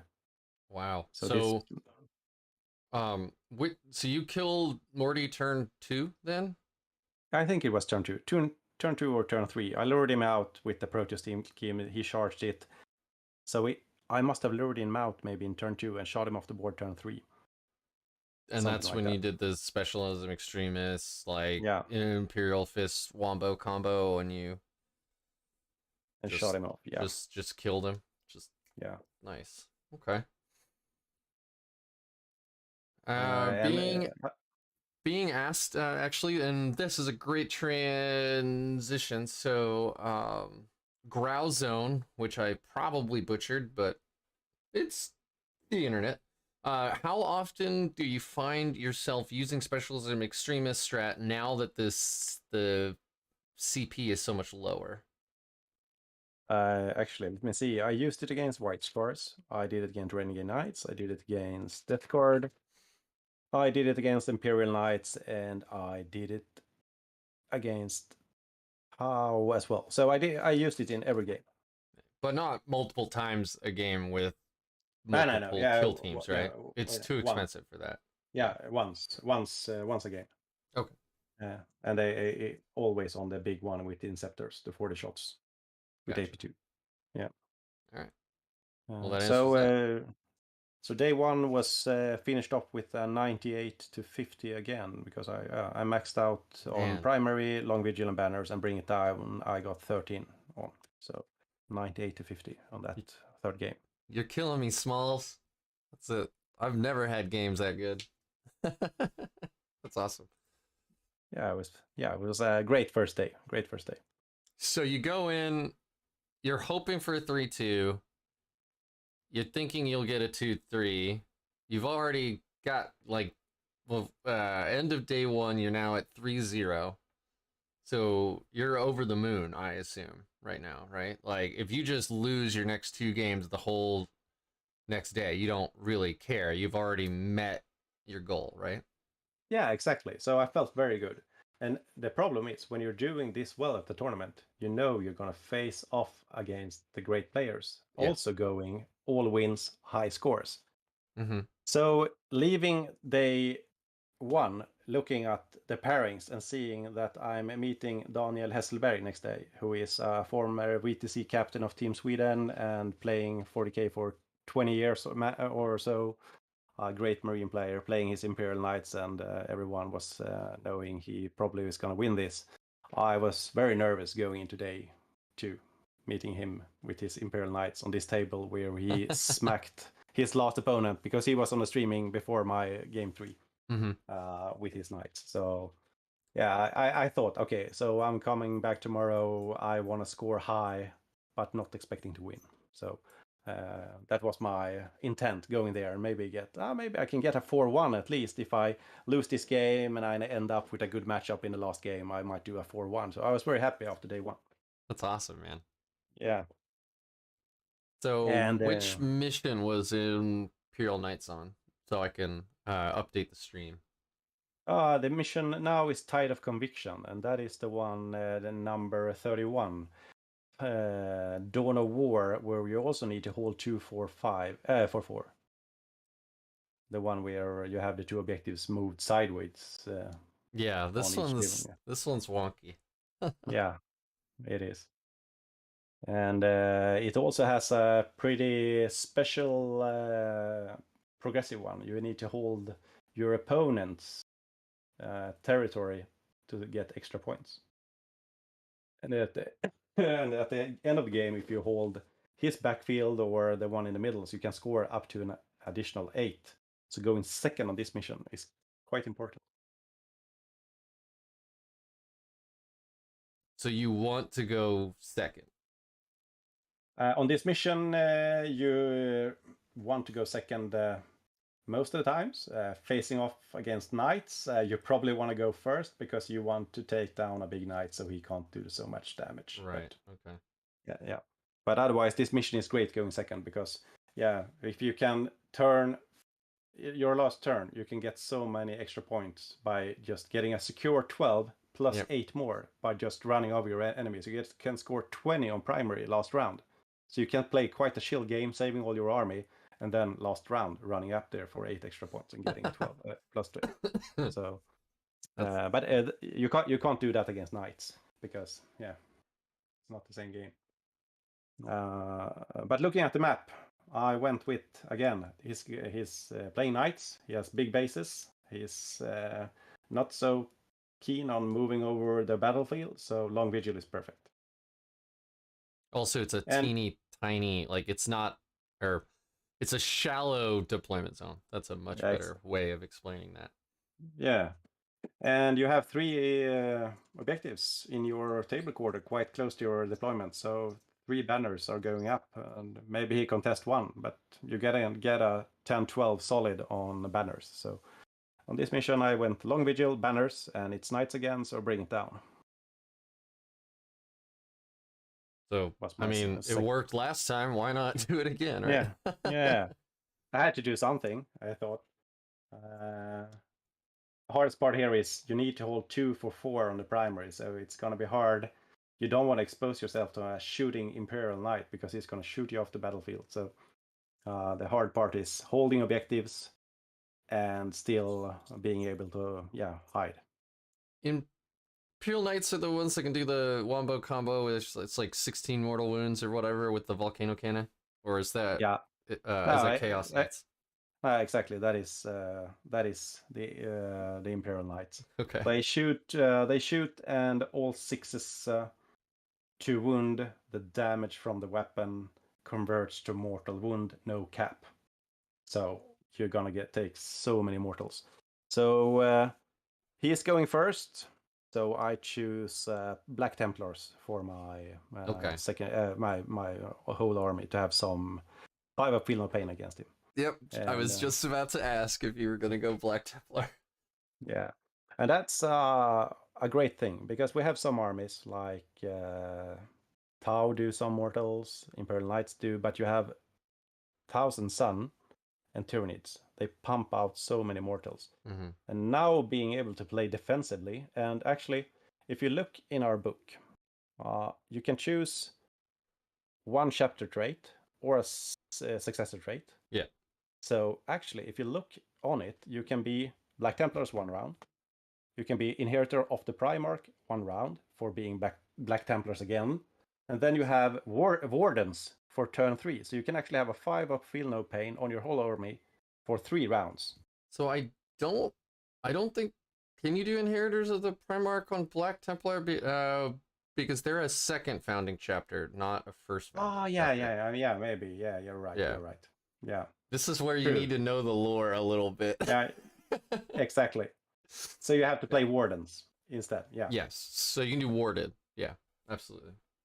For at least 2 turns with a 5-up. That's for sure. Yeah. And after that, you probably want to have killed a big knight that's doing all the mortal wounds. Because if you want to do that, it's costing him a lot of CPs. Yeah. Sometimes. Because round 1, he can do it for free. If he does it with they do some combo. So one of the big knights has a special upgrade, so they can do it for once for free, and they can flip 1 dice to a 6, so they actually know they're gonna do it for free, spending no CPs. So, yeah. So you have to at least suck up that first wombo combo. Yeah. So I tried to hide my whole army, but actually he could see one of my Proteus kill team getting an angle and shooting it off the board almost. So the one on the left flank that I was planning on charging him with actually died, and only 1 Vanguard veteran survived. But he was key still, because then he actually moved up and contested my home objective on that side with one of his knights being obsec with 5 models. I had my Spectres kill team there, so we were the same amount. Instead of charging him, instead of charging him with that single vanguard with a heavy hammer, I moved him up on the objective. And that single guy raised a banner because now in the end of my movement I had 6 models there. And the Spectres team could instead shoot him with his some last fusils. So ended up quite a great game. It was more tactical. I couldn't charge, but he still played his game. Yeah. Did those las fusils, like, are they pretty confidently popping a small knight like every turn, or with 5 of them, or is that? Yeah, they actually made they scared him a lot because I had my big one unit, the one with 4 last fusils and the Helix Gauntlet. They stood on my home objective in a ruin, seeing the whole battlefield because knights can be seen if you have line of sight. Yeah. Because they don't get obscuring. Right. So every turn I could shoot with 4 last fusils. And one round he actually tried to kill them. So he shot with a lot of melta. And yeah, when they're standing in cover, they have a 4-up save. And the first wound going through, he shot with 1 knight and then nothing happened. So he stopped shooting at them and concentrated on the things on the battlefield. So, but they were a big pop smoke and everything too?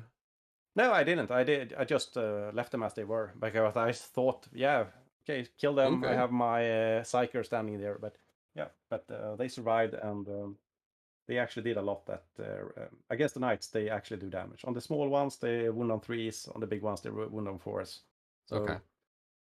Yeah, they don't have damage reduction in the same way. They have that if they are some way they buff them in the start of the turn. If they're really close to a big knight, they get some token on them, and then they can, get. I don't remember the word he used, but they get some tokens, and then they can have damage reduction or better things. They hit better. Gotcha. But this was the most funniest game. It was so close, so stressful, and so tactical. And we were both just playing the game, very focused. He thought, as everyone thinks, that it's easy to kill a 10-man brick with Indomitor standing in the middle of the field. It's not. Even though you're fighting a big knight, when they're standing in cover and you might pop transhuman and they have a 5-up Feel No Pain, they're gonna survive. So when he shot his whole army into that Indomitor brick, 4 Inceptor lived. And his big knight that I shot in my turn 1 survived with 2 wounds. And now I have 4 Inceptors. I know he's gonna shoot how many shots is it? It's 24 shots with strength 5 against toughness 8. So they're still gonna wound on 5-ups and re-rolling once because that's one of I choose his the Lord of War. Yeah. So if you're playing knights, you're gonna pick Lord of War for reroll wounds. Yeah. So now I know my 4 Inceptors are gonna take down those 2 wounds on the big knight. So they popped him next round. At the same time, moving forward and contesting his home objective. 10-man Indomitor in cover with 5-up Feel No Pain. They can tank so much damage. Everyone thinks, but I can kill them. But they actually tank more than you think. So, I haven't played the new Knights at all since they got their codex. Are you seeing this as a pretty common list where it's like 10 small guys and 1 big guy? Is that... Because I know for Chaos, at least, some of the first lists I ever saw were like 13 War Dogs, and that was it. Like, not even a single big knight. The Renegade Knight, the Chaos one, had 10 small ones and 1 big one, the abonnement. The Imperial Knight, he actually had 2 big knights. One super big who boosted everything, and then the second one that was able to do the mortal wound thing for free. So that was his 2 big damage dealers. And then he had 3 close combat with Melta, small ones, and 2 shooting dogs as well. So 5 small and 2 big ones. Okay. And was that a scarier matchup for you then than the smaller guys? Yeah, it was, because I knew the 2 big ones, the shooter ones, can do so much damage. So I really wanted to pop the one that's doing all the mortal wounds. And then I knew the small ones I can probably handle if I get into combat with. But I did. No doubt. But in this game, he did so much damage, so I couldn't kill him off the field. So I think in the end, I only got 12 on Bring It Down. I mean, I killed 4 of his small ones and 1 big. All right, so you killed almost. You left him with 2 knights at the end, then, right? 3, 2 small and Okay. 1 big. Math, even small math, is really hard for me. I'm an idiot, so. No, he actually, he had 1 more knight than I forgot. All game, he had 1 small knight standing in his backfield holding the home objective. So he had 3 shooting 1 and 3 combat ones with chainsword and melta. Fred says that he just bought some new Inceptors on eBay, so his wife says thank you. Yeah. Send her my best regards. Yeah.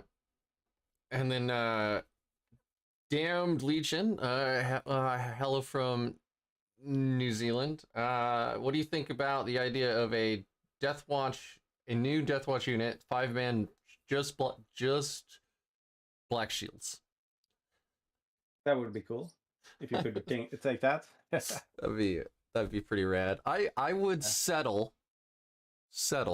for being able to bring a black shield instead blade of guard in our Fortis teams, personally. Yeah, and I would settle for being able to switch one of the regular Deathwatch veterans for the black shield.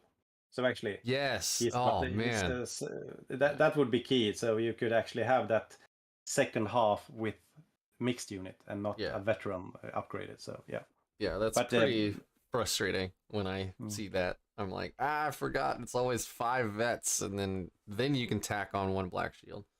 Yeah. All right, so you left him with 3 knights. It was a close game. Sounds like you guys had a lot of fun. Like, I have said this a bunch on my show before, but like, you know, a walkover game isn't that exciting. But like those close games where you're like within just a few points of one another, and 1 misplay or whatever, or 1 really good play can like really seal the deal. Those games are like so much fun. Yeah, and I thought it was a loss during the game, but in the end I started noticing him talking about, no, I think it's more close than you think, and then I was starting, it might be, and then I was starting focusing, instead of killing him, how can I start scoring? And I think what made it was he needed to put pressure on my units, and he chose secondaries where he needed to do actions as well. And he couldn't do the actions due to he needed to put exactly. So he needed to put pressure. So he lost on the secondary. He won on the primary game. He got 38 and I got 36 on the primaries. But he lost in the secondary game where he had one called Renew Oath, which he only scored 6 on, doing it turn 1 and 2. And then he had one called Honor.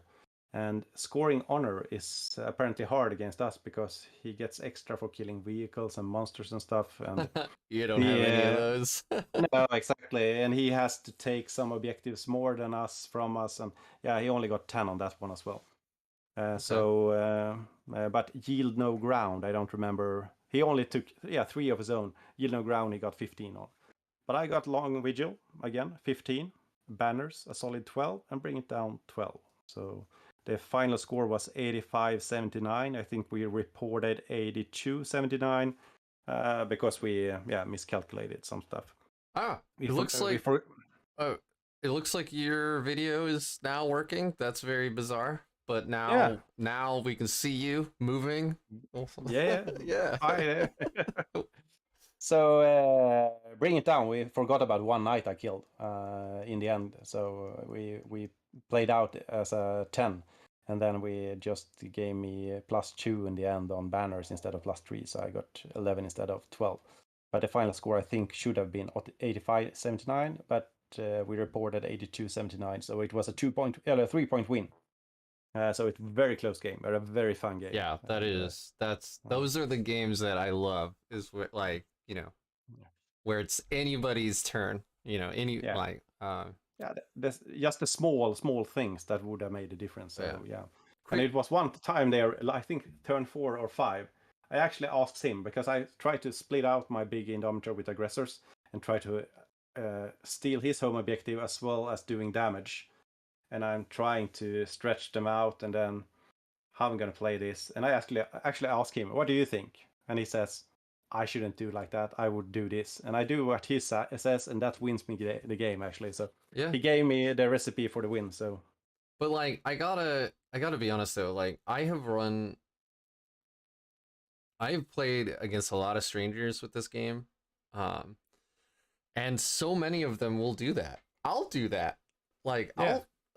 I'll help you out. Like, I'm here for a close game, right? I'm not that guy who's like trying to get 100 points to like 15 and then just roll over everybody. Like, those close games are the fun ones.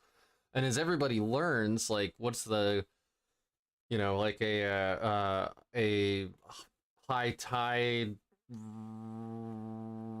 raises all boats, right? Like, so you know, if you help everybody increase their skill level, that actually helps the meta in your local area and everything. So like, that's a big deal to like coach and help, especially when the game is so complicated.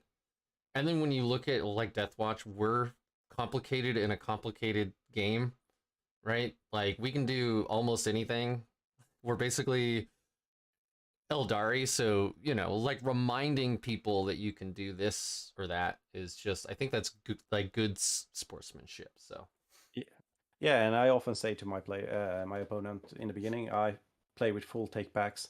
If you remember, I rather do this and remove something, and you forget to do something that is key importance. And I know you have taken banners. Of course, you're going to raise your banners with the unit standing on the banners. You don't have to say it to me. If we're at the end of your turn and you say, and of course I raise the banners. Of course you raise the banners, even though you should have said that in the movement phase. That is, of course. That happened in this game as well. He wanted to do some take back and shenanigan. And that is, of course, as long as it doesn't affect the game too much. And that actually happened in one games where I first... It was against the White Scars. And going into turn 3, I asked him, do you have anything back in the reserves that can deep strike now?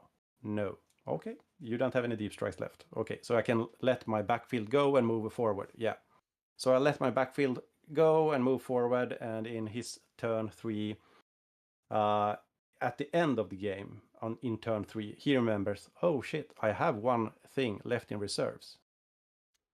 Oops. He says. Oops. And now he can put it in my backfield. And change the score. Yeah. Change the score a lot. He can deny me long vigil. He's going to do that. And he can do his retrieve Octarius data. So now he's going to score 8 more points for something I asked about. And he actually forgot about, because he has to put in his reserves in the end of the movement phase. Yep. And not in the end of the turn. So the actual thing we discussed there was, okay, of course you can put your unit in on the table. I don't want you to have a unit stand on the side getting destroyed. But as you remember, I actually asked you in the beginning of the game, can you have anything come in my my deployment zone? You said no. I could easily have screened you out. So the deal was, he can bring his unit in, but not in my backfield, because I could have screened it out. But his unit didn't get destroyed, so he had to keep his unit in his table quarter and use it, but not deep strike it. So yeah, no, that's awesome. Like, that's actually where I was hoping this conversation was gonna go, and I'm glad that was the arrangement that you both made. Because I'm like you, especially when I'm playing with like my close friends. We are on full takesy backsies, and unless you try to take something back after there's new data on the field, right? Like, if you would have made that decision in a vacuum, then no problem. Please redo it, right? Like, I can't tell you, I play Grey Knights, I can't tell you how many times I've been playing Friends. Like, Levi is on the stream right now, and like, I have skipped my psychic phase. Yeah. But I'm so excited to shoot that I just skip right past my psychic phase. It's like, well, I'm Grey Knight. It's like, I can't skip my psychic phase. It is an integral, like, required part of my game. and then they'll basically be like, okay, that unit shot, but would you like to go do your psychic phase now? And it's like, oh yeah, man, thanks for reminding me. Yeah, I do that a lot as well. I'm so keen on shooting, so I always forget my psychic phase. And I think it's game 3 or 4. The commentator on the stream actually says, as long as he doesn't forget his psychic this turn as well. I always do it in the beginning of the melee phase. Oftenly, yeah, I need to do my psychic. Can I do it now? Yeah, sure. So, yeah. Beautiful. As long as you're, I think that's part of the game. Just being awesome against each other, and it's much more fun winning when you're playing a fair game where you have full takebacks and you have to, you can talk together and have a fun game. It's much more fun. Yeah, absolutely. Agree. Do you want to get into now your last game? So your 5th game, you're now 4-0. You're playing Tau, who have also gone 4-0. And this list scares the hell out of me. What is it? 4 hammerheads with railguns, or is it 3 hammerheads with rail? Or it's 3, yeah. Yeah, 3 hammerheads of the rule of 3. Yeah, three hammerheads and a riptide. So, but actually, when I see the list, I think he is very good at killing knights and big monsters, but not handling 50 obsec bodies. So actually, when I see, I played Tau. I played a lot of Tau now recently on the big tournaments I've been. I think on Game of Westeros, I played 2 Tau, both bringing all those crisis suits buffed up to the moon. They were hard. So when I saw this list, I didn't know I was playing Tau. I thought I'm gonna face off with Tyranids, and I thought, that's gonna be an interesting game. But when I saw the Tau list, I actually thought that this might be in my favor, because the railguns, even if he pulls the strats and do some mortal wounds, he's gonna do some damage. Otherwise, it's 1 shot, 1 marine. And all the scaff, they shoot 16 shots with AP1 going to AP0 standing in cover. So 16 shots hitting on 4s, wounding on 3s, you're saving on 2s. They're not going to do any damage. So the big key unit here was his Riptide, and I wanted to kill that one. This mission was the old, what was it called before? The one where you moved objectives. Oh gosh. Now it's called secure. Now it's called secure missing artifacts, but so it's number 33. We keep losing your. Well, hold on. There, and now you're back, and now you're frozen again. What is going on? All right, mission 33. Mission 33. Is the voice secure also missing artifacts? Yeah. Is it just a video or is it the voice as well? It's just your video, which is super weird. And now it's fine. I'm gonna have to look into this, but anyway, go ahead. Sorry. Sweden is a long way. So Sindri, it looks like his priority is to kill that Riptide. Is the first thing that he's trying to, or that's the biggest threat, right? Yeah, I actually thought the Riptide was going to be the hardest, because he has the possibility to do like a shenanigan where he can jump out, shoot, and move back again behind a big ruin. Yeah. But during this mission, I can see if I can send you that one as well. Switch over to the browser real quick so everybody can see. So this is secure missing artifacts. It's 5 objectives, 1 in each deployment zone, 3 in no man's land, with 1 of those being in the middle. So yeah, and now I sent you the picture of the deployment so we can see how the game was lined up. I think you have I got it on your Discord. Cool. So you do realize that we're gonna have to do a couple more videos where we actually watch your streamed games and we talk about every decision you made and your deployment and everything, because I find that stuff fascinating and I learned so much. So it's and it's so great to be in a streaming table, because you can look at the games we get home and see all the mistakes you do, how you can apply it better, why something didn't work out. That you learn so much by watching yourself play the game. So that's the big thing with doing a stream game. It's so good learning experience watching it, seeing it from the other side. But as you can see, it's a sideways deployment, the corners. So you actually have quite a big deployment. So even though I want to play Long Vigil, of course, Long Vigil, I think I can screen the deployment because he doesn't have too many deep strikes. He has his crisis suits moving quite fast and can deep strike, but I went with Long Vigil on this one. It was maybe a bad decision. I should have taken Cripple Stronghold there because you can move one of his objective markers into his deployment, so we can't choose that one. And then you can move the other one towards you. So now he has to choose either the one in my favor, in my backfield, the one in the middle, or the one you just moved to the middle. So Cripple Stronghold would have been a better choice. Fantastic. Like, because the way that this mission usually plays out is that everybody does the same moves, right? Where one of those comes back a little closer and then one goes forward a little further away. And that's what both sides do.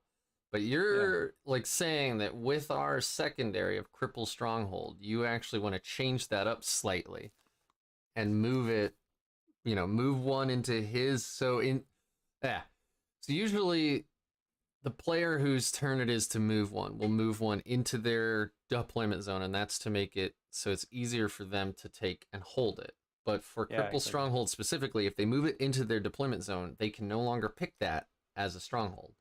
So instead, you're going to move theirs into their deployment zone, which forces their move to be to move one of the objectives closer to the middle, which is also where you want it. That's really cool, man. Like that's a tiny decision that is completely, that's really neat. You changed the rule of the mission specifically to like benefit you. That's awesome.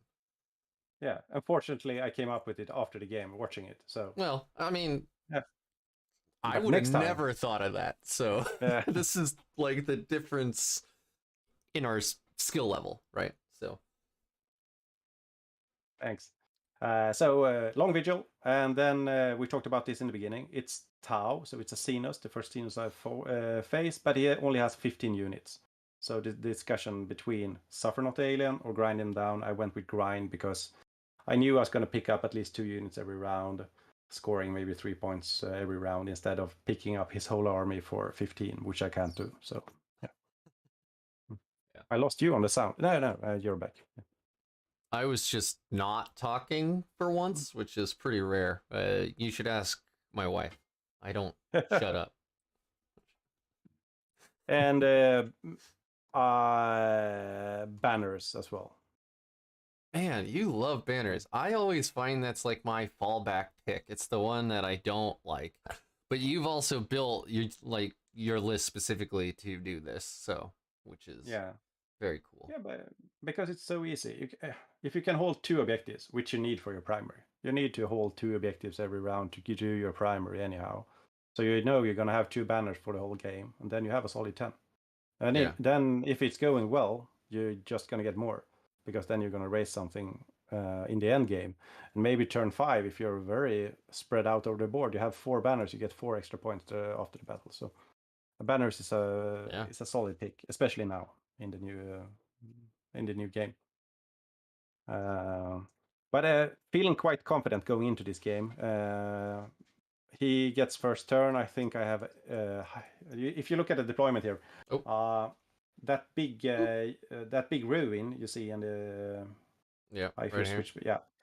The big ruin actually is if you draw a line on the staircase in the middle, right here. The forward part is considered obscuring, and the back part is also considered obscuring. So as long as I only touch the back part of the ruin, the forward part is giving me obscuring keyword as well. So interesting. It's actually So this is basically 2 ruins. 2 ruins, exactly. Yeah. But I try to hide my whole army. But actually, he turn 1, he gets first turn. He takes his Riptide, moves his up and touch the round ruin in the bottom. so he gets an angle towards my big shooting Inceptor team that I try to scare him with, who is standing inside the ruin. Mm-hmm. And now comes the hard part, where my decision should be, okay, he's shooting his Riptide, he's gonna shoot 10 shots with damage 3, and I don't have my Feel No Pain up. So each wound will kill a Marine. He's got AP3, but he doesn't ignore cover. So I have a 2-up save, taking me to a 5-up save. Should I use 2 of my CPs to use Transhuman to try to save them? Then I know I can't use Specialism Extremis. I ended up choosing not popping Transhuman because I thought, okay, he's gonna shoot 10 shots. He's gonna hit on 3s, so 7 maybe hitting. He's gonna wound me on 3s because I have toughness 5. So he's gonna wound maybe 5, and then I'm gonna save 30%. So 3 will die and 2 dies. So ending up with that choice makes me able to next round actually do Specialism Extremis with that unit with full rerolls and kill the Riptide turn 1 for me, because it's now exposed. So it was in my favor. I saved those 2 CPs for doing Specialism Extremis instead. Worked out too. That's yeah. Yeah, I and, find that I use my defensive strats probably too much, because we're such an elite army. It feels really bad when you lose, like, 40-point when model. things die. Yeah, but saving on a 5-up is actually better than you think. You're gonna roll some 5-ups, and yeah, it turned out to be the right choice. If he had rolled hot and maybe hit with 10 and wounded 7, yeah, it would have been another math. But yeah, the math was in my favor, so I took a chance and it paid off. Very cool.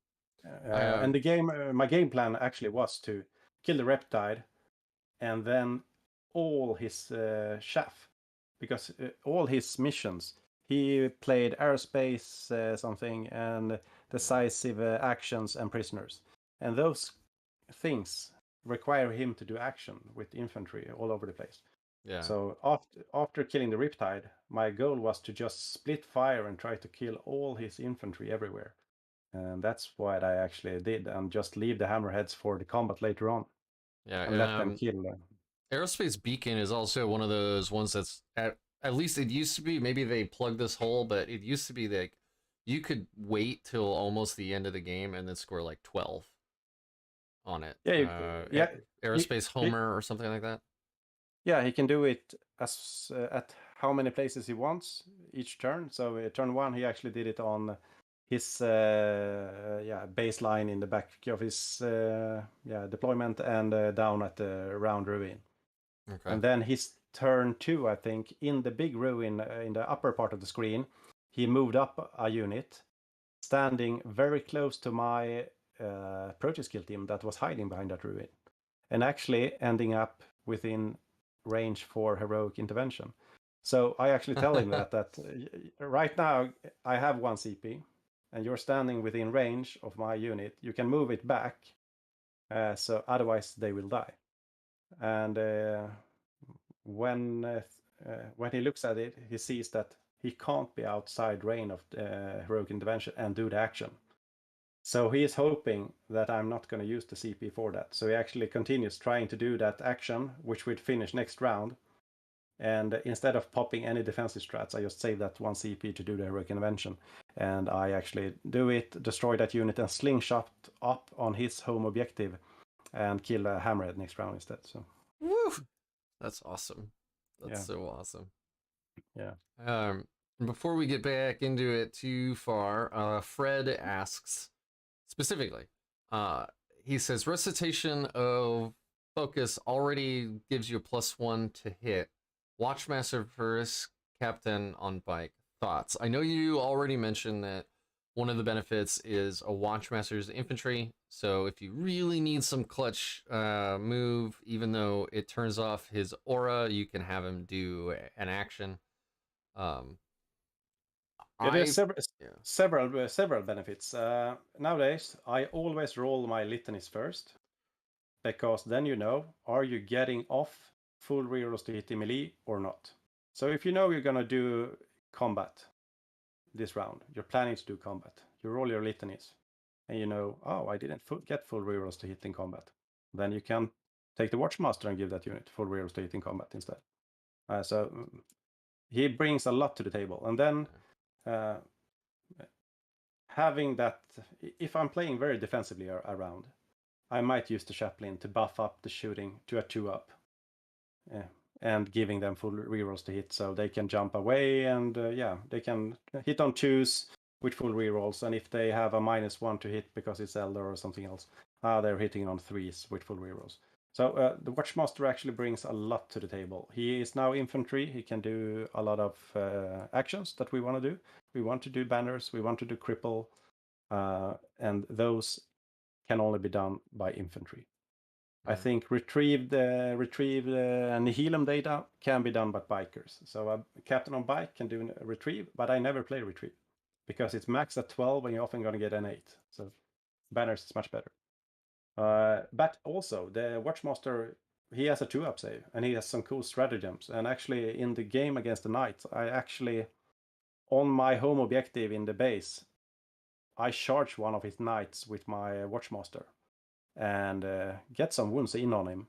The next round, he spends a CP to do a fallback from me to steal the objective with his 5 obsec. But it's within heroic.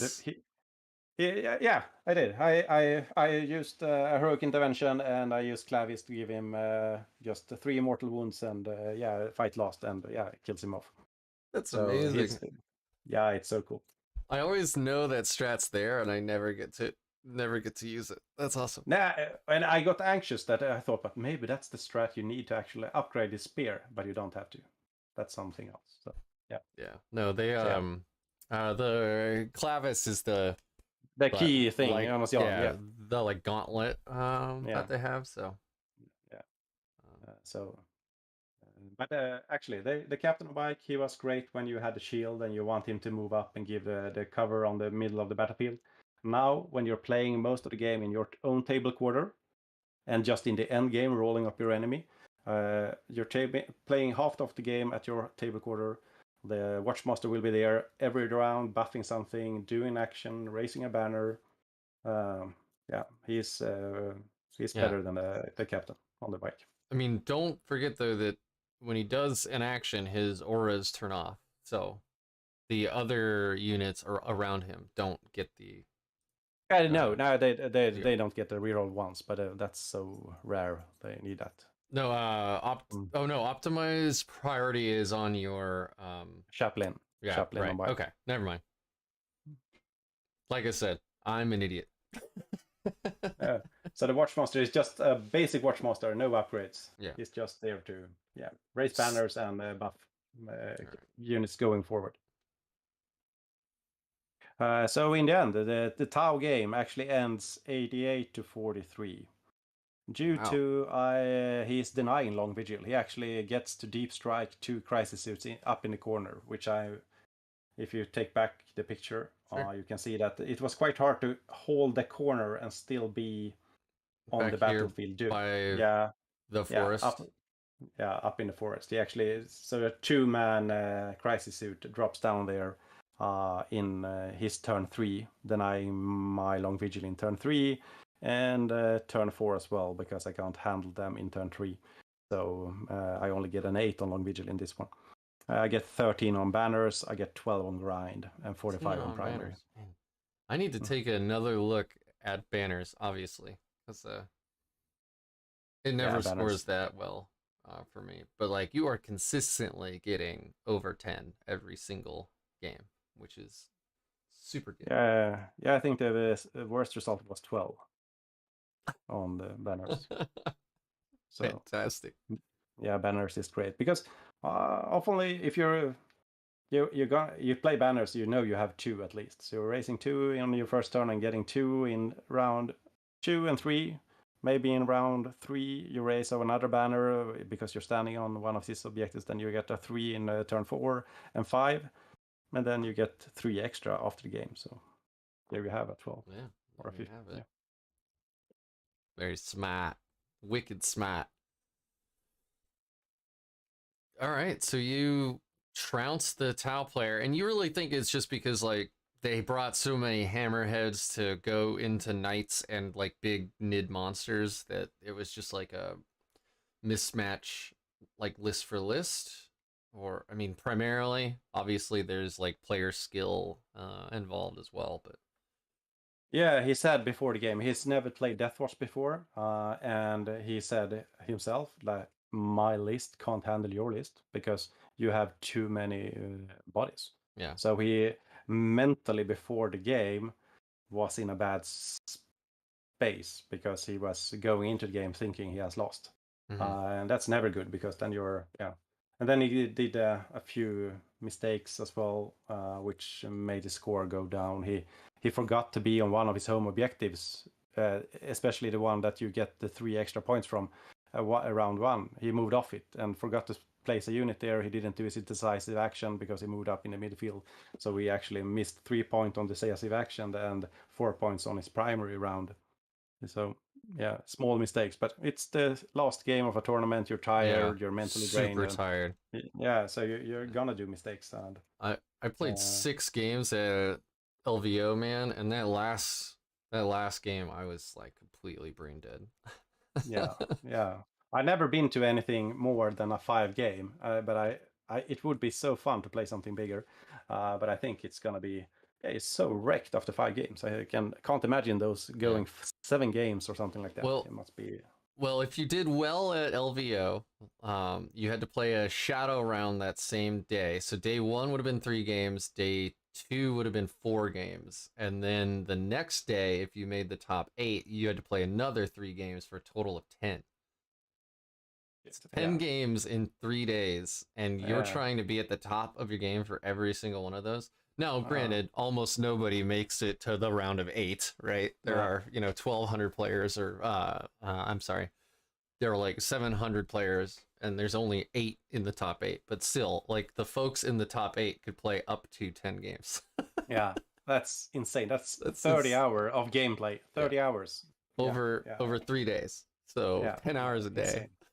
Yeah, insane. It's hard work. Well, that was a fun part with this tournament as well. It was in a restaurant. They had food and they had beer there as well. It's quite relaxed. It was a nice setting for the actual tournament, and it was quite nice to finish off that last game with having a beer at the table and just having a fun game as well. Man, all right. No promises to anybody, but you just you reminded me. Like I've been looking at trying to get like a little RTT started, and there is a bar near me who is run by complete nerds, and they have a huge area in the back of the bar that I could probably put actual tables up. But that's perfect. I'm thinking yeah. That would that be was really cool. These guys running Viking Games, they actually the last 2 tournaments I've been to at their place, they had it at high school that's focused on media. So they've been borrowing their streaming equipment there and getting every stream running. But this time they were so comfortable with the streaming, so they actually moved to a local theater restaurant, which they booked for the day. So nice food and drinks. So it was great. That's very cool. I should talk to them about doing that because that'd be a lot of fun. It was, and just not being stressed about getting lunch. You just ordered lunch there and had a pizza, and exactly. So nice. Yeah.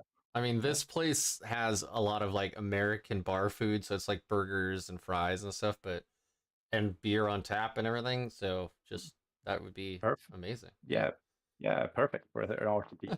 So much fun. Yeah. All right. Well, so I mean, was there an award? Did you get a cool trophy? Do you want to show it off? There you go. It was. Oh my god! It was massive. It was. It's enormous. It was awesome. Enormous. It filled my bag. So I was very happy because I'm gonna switch views real quick. It was my first trophy ever. So funny. I've been ending up in 4th place so many times this year, just behind the actual prizes. So it was very fun to actually get an award. That trophy was so big that when you moved it from one side of your face to the other. As you were talking, it quieted your audio. That's Yeah, yeah. They had a nice awards, and it also was a prize money, a rapid tabletop game store in southern Sweden, sponsored with prize money. So it was $140 approximately first prize. Oh, congratulations, man! Now you can go Yeah, buy some more Inceptors. yeah, more plastic to paint. Yeah, exactly. Yeah, yeah. Uh, Yeah, it was great. so I will actually take this time to remind everyone to please ask any questions. Um, I gotta shut down the stream in a maximum of about 30 minutes from now. But please ask any questions that you'd like. And Jimothy is asking, if you had one extra command point, would you take the Tome of Ectoclades? Definitely, I would. Okay. It's so great relic because then you can save those 3 CP for Specialism Extremis for maybe later game, and you might have both your Indomitable kill team standing within range of different targets, choosing a data sheet and re-rolling all wounds. And doing that with a Strength 5 AP2 Inceptor Hail of Storms, you're gonna kill so much. So doing that for 1 CP is awesome. Almost so good that you might consider starting on 1 CP, not being able to do Specialism Extremis round 1, because nowadays you're gonna play the game more defensively. You're gonna start off just raising some banners, hiding your army, making them come to you, getting your army in line for combat, then do your charge, and then you have your 3 CP. And then you also have that relic for a later on push on maybe knights or Tyranids or something hard to hit. Yeah. So yeah, I like the relic, and I thought about bringing it, but I don't. It's so hard. I want to redeploy. It's a key thing. I want my Wise Orator because you can't have litanies going off on 3s. So that's 2 CP spent. You need the beacon, so that's 3 CP you need to spend. The beacon, the redeploy, and the Wise Orator. So 3 CP you have to spend. And then we get to my extra one. I use that is the Aura, what was optimized priority. Mm-hmm. And you're doing so many actions now, and being able to use the few elite slots we have to actually do actions and shooting is quite important. And the problem with the beacon is the deliverance. The chaplain on bike already has a relic. And then you have to have your watchmaster in range, or the magic guy, the psyker. And the psyker will always be standing in your home base, making sure you have at least 1 unit in your home zone to score long vigil. So deliverance and the lack of CP is a problem, but I would bring it if I had the extra CP. And I'm thinking of taking it anyhow now when I noticed that I'm playing defensively in the beginning. Well, I have no follow up to that. That was very concise and well, it was very thorough. So, I do want to get to a point about the future of Deathwatch. JP mentioned this way earlier at the beginning of the stream when he had to bow out, but he wants to ask, what are the plans when the AOR is no longer available? Because I don't know, I missed this at first as well, and I was just looking for the PDF, but I can't find it very quickly. But when there was that PDF release of like what books are still valid, so I think it killed like Hive Fleet Leviathan, or no, it killed Crusher. Yeah. In that, if you read that thing in its entirety, it says that, and there's no data to know what they mean by this, but it says that the Deathwatch Warzone book for our AOR will no longer be valid, I think, as of January or February of next year. So 2023, the AOR, unless they do something, update that book or whatever, the AOR is dead. Exactly. So, the book, yeah. the book, and the PDF, they just took away all the Tyrannid stuff because it interacted with the codex. But for the actual book, the book, Octarius book, it gets out of date and taken out from next year. It's going to be hard. We have to think about before. If we look back before the AOR, I ran the classic castle with 3 Redemptors and 2 Volkite contemptors. Yeah, these guys. Yeah, the tiny the dreadnoughts. The teeny tiny dreadnoughts. And that was a nice play then. Hard to see. It depends on so many things. Nephilim switched around so many things. We are so CP dependent army, but so I thought we were hit so hard because we have so nice relics, so nice warlord traits, so great stratagems, and now starting with 2 CP. Oh my god, I thought. But actually, when you actually start playing, it's not that bad, and I have a hard time seeing in the future what actually is going to happen. If they take away the AOR, are they going to make any changes to the Deathwatch? Because I think actually that AOR makes us more Deathwatch. Having a strat for 2 CP to switch one unit into something else, that is not so Deathwatch. Yeah. I like the flexibility. We are a chapter, depending on different chapters coming into our... I like the thing that we actually can choose in the beginning of the turn. It makes us more Deathwatchy, I think. I like the way the AOR makes us so flexible. It's a flexible army. It's an elite army. You can do a lot of stuff. We don't have any super special weapons. We're just infantry doing a lot of stuff and tricks. And the mix unit thing is so insanely complicated, but so insanely fun. You know, like there are Terminators and Bikers and Van Vets and a Black Shield and normal infantry all in this one. You know, this one unit. And people, when you take out your Black Shield and say, and this guy, he's now hitting you with 5 attacks plus his chainsword, and they go, what? One normal marine hitting on 2s, going up to 3s with the hammer. And if they are buffed with the psychic, he's hitting on 2s with his 5 attacks with hammer. And against a Xenos army, you bump up that attacks to 6. And people buy, what does it cost? By 30 points. Or what it is, 35 or something. So he's so great. And he gives them a heroic intervention and everything. So the Black Shield is amazing, but it's niche. You can only take 1 per kill team. Yeah. You already have to have, 5 veterans, as we've already mentioned, right? Like, I wish you could replace, any of the power armor with any of the vets, but then you just run 10 Vanguard vets with every Thunder Hammers, right? Yeah. We're crazy. So, all right. But it's hard. It's hard to see because now with the balanced data slate coming every quarter, and also it felt like we didn't get to play Octarius book before Nephilim dropped. It felt like I went to 3 tournaments before the new book arrived. Oh yeah, the season was so short. You had just learned to play the new thing, and then the new book came.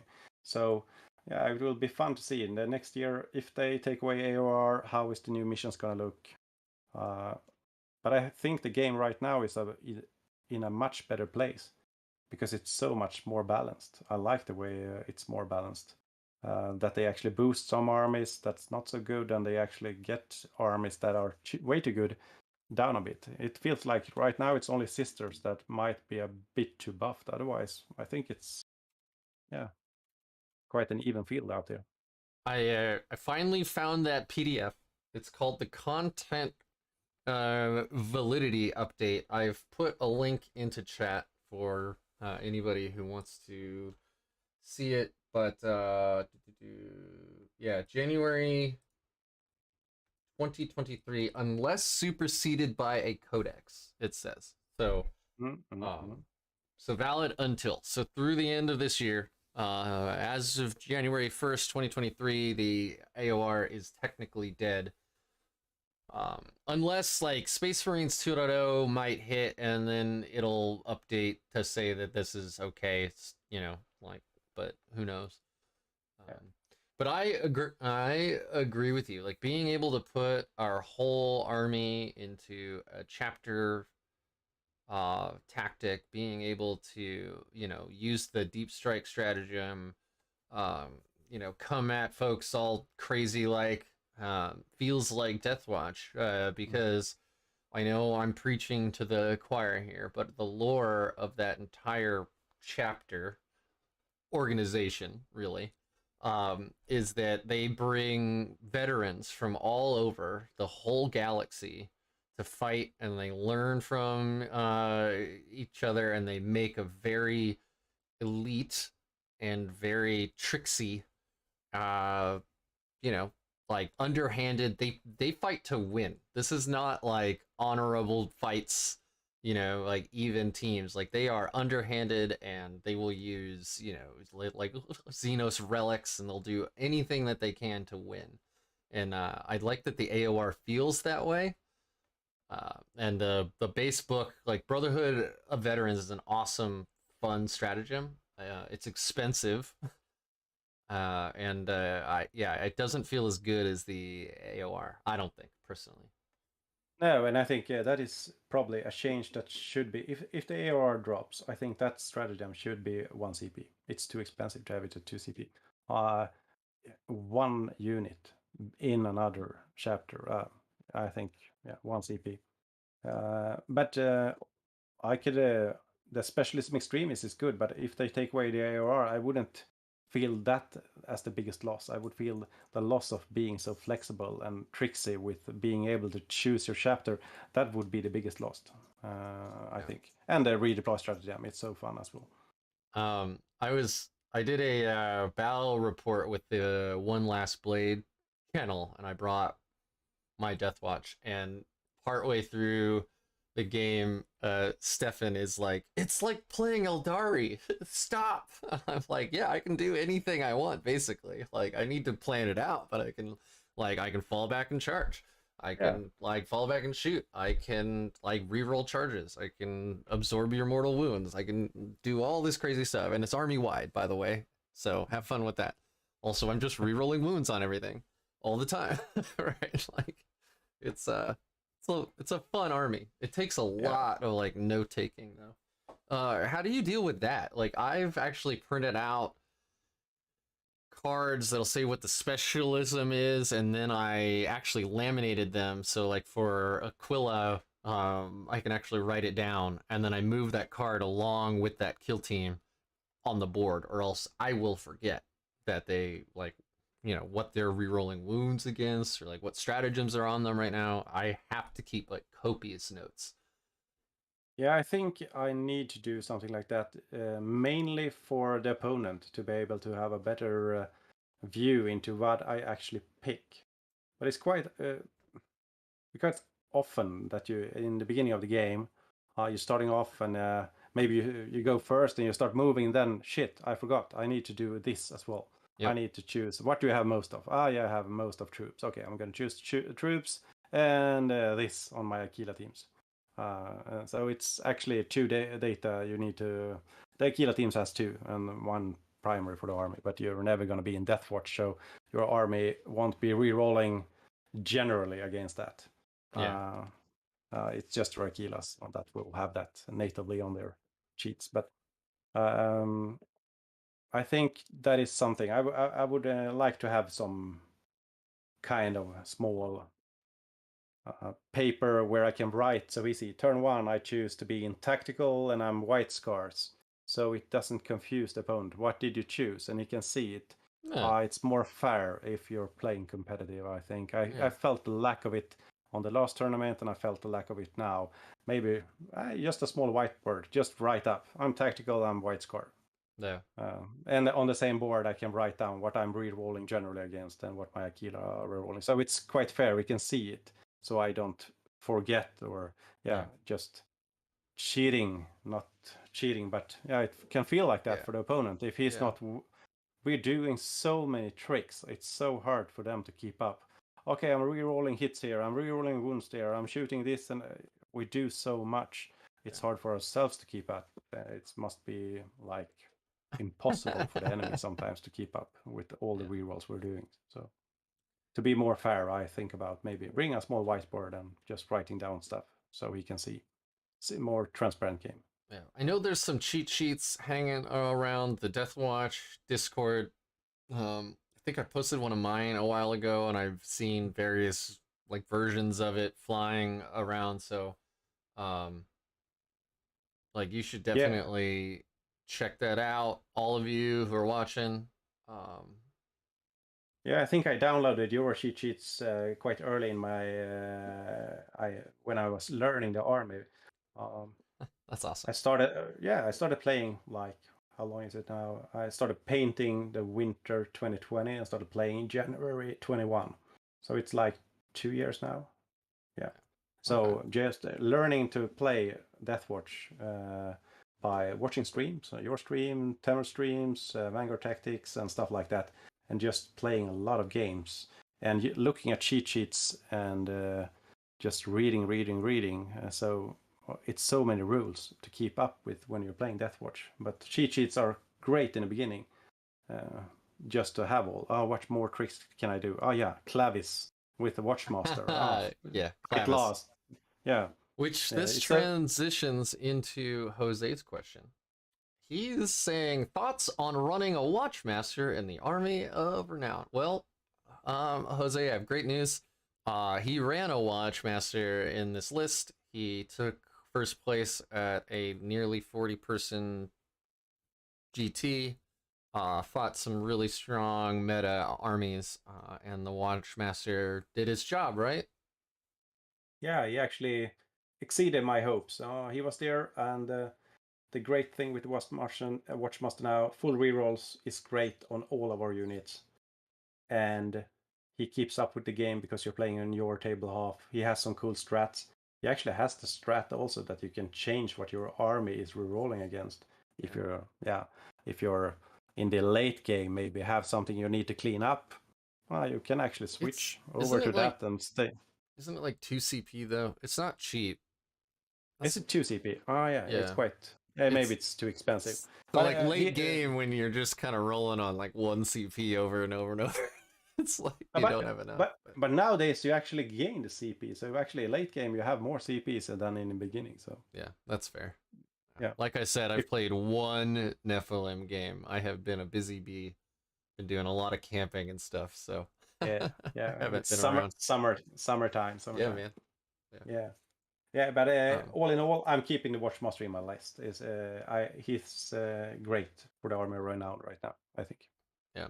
I know I'm kind of tooting my own horn here, Jose, but we bring up the Watchmaster multiple times in this entire video, which I know is nearing 2 hours and 40 minutes now. If you want if you want to watch this, see, isn't it like I've had Time numerous. flies. What? Oh yeah. How did? Yeah, 3 hours almost. Yeah, time flies.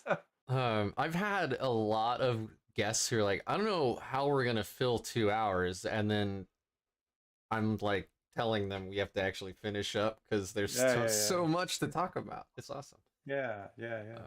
And then LD is asking, what is your general strategy for turns 1 and 2? Yeah, and that was key with new Nephilim, and it's quite a fun part because turn 1 and 2 is changed so much from before. Before, when we had a lot of CPs and you wanted to do a big alpha strike and run over and take the board, because you were playing Stranglehold, you were playing Oath of Moment, and you were trying to get into his deploy and do maybe teleport homers. I did that. Then you alpha. Now you don't alpha. You stay in your quarter and hide and play long vigil and banners. So turn 1, quite often, I just hide my army, raise 2 banners, and click the watch, and forces him to come to me. That was my general strategy. And when he's exposed and I have my key units in place, then I do my alpha against the most important target, and that is his highest damage dealer that can cripple my army, and his mission monkeys. So that's the key things. Kill the mission monkeys and his highest damage dealer, and then you can start rolling up the table after that. So that was my strategy. Harvest CP, get in line, score some easy points in the beginning, and board control in turn 3, 4, 5. And get up those banners because you took that like almost every game. Yeah. Yeah, 4 out of 5 games I played banners. Cripple Stronghold won a game. Yeah. And then I do want to get back to JP's other point, where have you thought about other support characters like apothecaries or judiciaries? I know there are some players on the Deathwatch Discord that have had like a lot of luck with the Judiciary. I can never seem to get them where I need them to actually give fight last. And then this game is so killy that if you're charged or charged, you're usually killing whatever you has charged, or you're usually either dying by whatever's charged you, which I guess then would be very nice for fight last, or you're charging and killing whatever you've already charged, so fight last doesn't matter. Have you played around with either of these support characters at all? Yeah, I did early this year when practicing at home with my friend who plays a lot. He plays Necrons, and we play a lot of games. I played so much Necrons because, yeah, we started playing together and we've been playing so many games. I did some games where I actually took both of them, so I have them painted up for that. So both the Apothecary and the Judiciary, because, yeah, I think there was a cool combo because being able to res your T5 3-wound body. I actually brought an Ancient as well and played Eradicators. So the Ancient made me every turn the Eradicator with the multi-melt dice and fires 2 shots and get rest next round. So he actually shoots on death and gets back next round because of the Apothecary is standing behind him. So it's a cool trick. We can do so many fun plays there. But in the end, I want to spend so little I can on my HQs, but still use them as good as I can because all our troops are so great for playing the mission. They are obsec. They do a lot of damage. Having these 2 HQs, a fight lost dude that actually doesn't bring much more to the table, and he's slow. He might hit if he gets into combat, but it costs quite a lot. And Apothecary now, when you have to invest so many CPs and points in him, you're losing a whole kill team for 2 support characters that actually ain't bringing that much up, because you're going to res maybe 1 unit each round if he's able to keep up. So maybe 4 models all in all. Maybe when the game switches again and the AOR ain't here, they might see play again. And when the CP looks another way. But right now, it's the lack of CP and the need for units being out there doing missions and killing stuff. I don't find a spot for them. I try to keep my 3 HQs as cheap as possible. Yeah. So you and I feel pretty much the same about them then. Because with us having so few CP now, as you mentioned, to really buff these things up, it's much more difficult to get them into a position where they feel like they're really gonna pull their weight. Because like Paragon of their chapter is fantastic. If you put on like, is it Black Templars? Yeah. So like Black Templar, Warlord trait on the Judiciary to give them a 6-inch heroic intervention is like super clutch and amazing. Yeah. But now you have to think, okay, I'm not bringing a kill team, or I'm bringing half of one that now I still have to pay for a specialism for. Yeah. And then you have an 85 point character. Yeah, I don't know. I've never gotten this to work out well, personally, but I'm also, I'm a scourge of the middle tables, so. Yeah, but I think if you're playing, trying to build a pure melee army, playing in your home defensive, maybe 2 big Indomitors with aggressors and 2 Proteus kill teams with a lot of melee and skipping the Spectres and having that Judiciary in the middle, bringing fight last. Yeah, that might be cool. And maybe just a Watchmaster and a Medic, the Psyker. But as I said, no, I don't have the space for him. He costs too much. I'm losing too many points. Yeah, and I feel the same way you do about the apothecary as well. It's just like you want to bring selfless healer. Is that the warlord trait? But that's a CP. Exactly. You know, One more CP do you don't have? Yeah. And we And really now have to save up for specialism extremists, at least in the AOR. Like it's what makes the whole. Yeah, you want to be able to redeploy. You want to do defensive stratagems, and we have so many cool stuff to spend CP on in our army. So spending CP on a unit that has to keep up with the army that you're teleporting and running forward with, because the things you want to do damage with is you're going up with your chaplain, teleporting up your big Indomitor kill team. Now your medic is way back in the backfield where nothing is dying, so he is not resting anything. Otherwise, you need to advance him, and he's standing there in the middle of the field, might get killed. And then suddenly you just have 4 kill teams not resting anything instead of 5 kill teams dominating the board. So that's true. I mean, at least once a game, we're actually very, very, very mobile. And then with the teleportarium strat, like, I guess you could. I mean, I guess you could deploy your apothecary turn 1, use the teleportarium strat on him, but that's 1 CP that you're spending. Yeah. Then on turn 2, you beacon up your Indomitor team in the movement phase, and then you drop your apothecary next to the Indomitor team. But you've spent a CP now, 2 really, when you think about the fact that you had to use the beacon, which you pay for, in list building. So you've spent 2 CP to get that apothecary where it needs to go. Yeah, you spend and an you're just gonna additional use him 3 rounds. Yeah, so I don't know. Yeah, it's hard to justify just because of our lack of command points now during list building. Like when you started with 12, it was like, yeah, I'll try that out. Maybe it sucks, but let's find out. And now it's like, it's hard to justify. Yeah, well, in the play, I saw some cool list where you play like 3 big 10-man Indomitor bricks with maybe 5 Eradicators in each and 5 Heavy Intercessors, moving up like in the center of the board with those 30 men in a big brick, having the shield for 5+ invul and the medic behind. Yeah, they are gonna survive. They're gonna stand there, have a 5-up feel of pain and resting. That might be a cool play. I haven't tried it out, but yeah, that might be very fun if you're going to play a shooting army. But it's so much terrain nowadays, so it's hard to just lean totally into shooting, because it's combat who wins you the games, because you're going to be on objectives, hitting people there. Yeah. And the additional movement you can get in the charge and the fight phases is just insane. Yeah. Like, and the pile and the consolidate with the +3.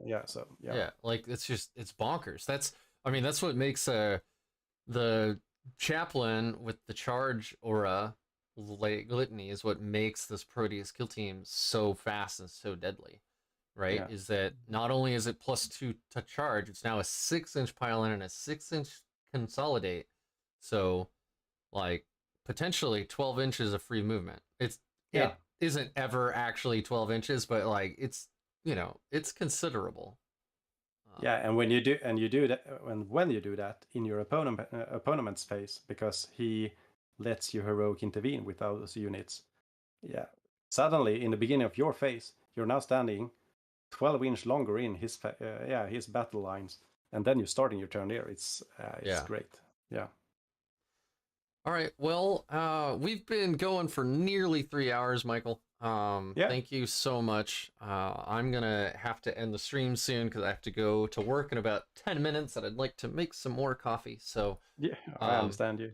But thank you again, and I'm glad that this time lined up with you and your vacation. I do want to hit you up again to maybe next week we could do a run through of like one of your games on the live stream and kind of like talk about like the matchup and your deployments and what you were thinking for every decision that you made, because those kinds of videos really open my eyes.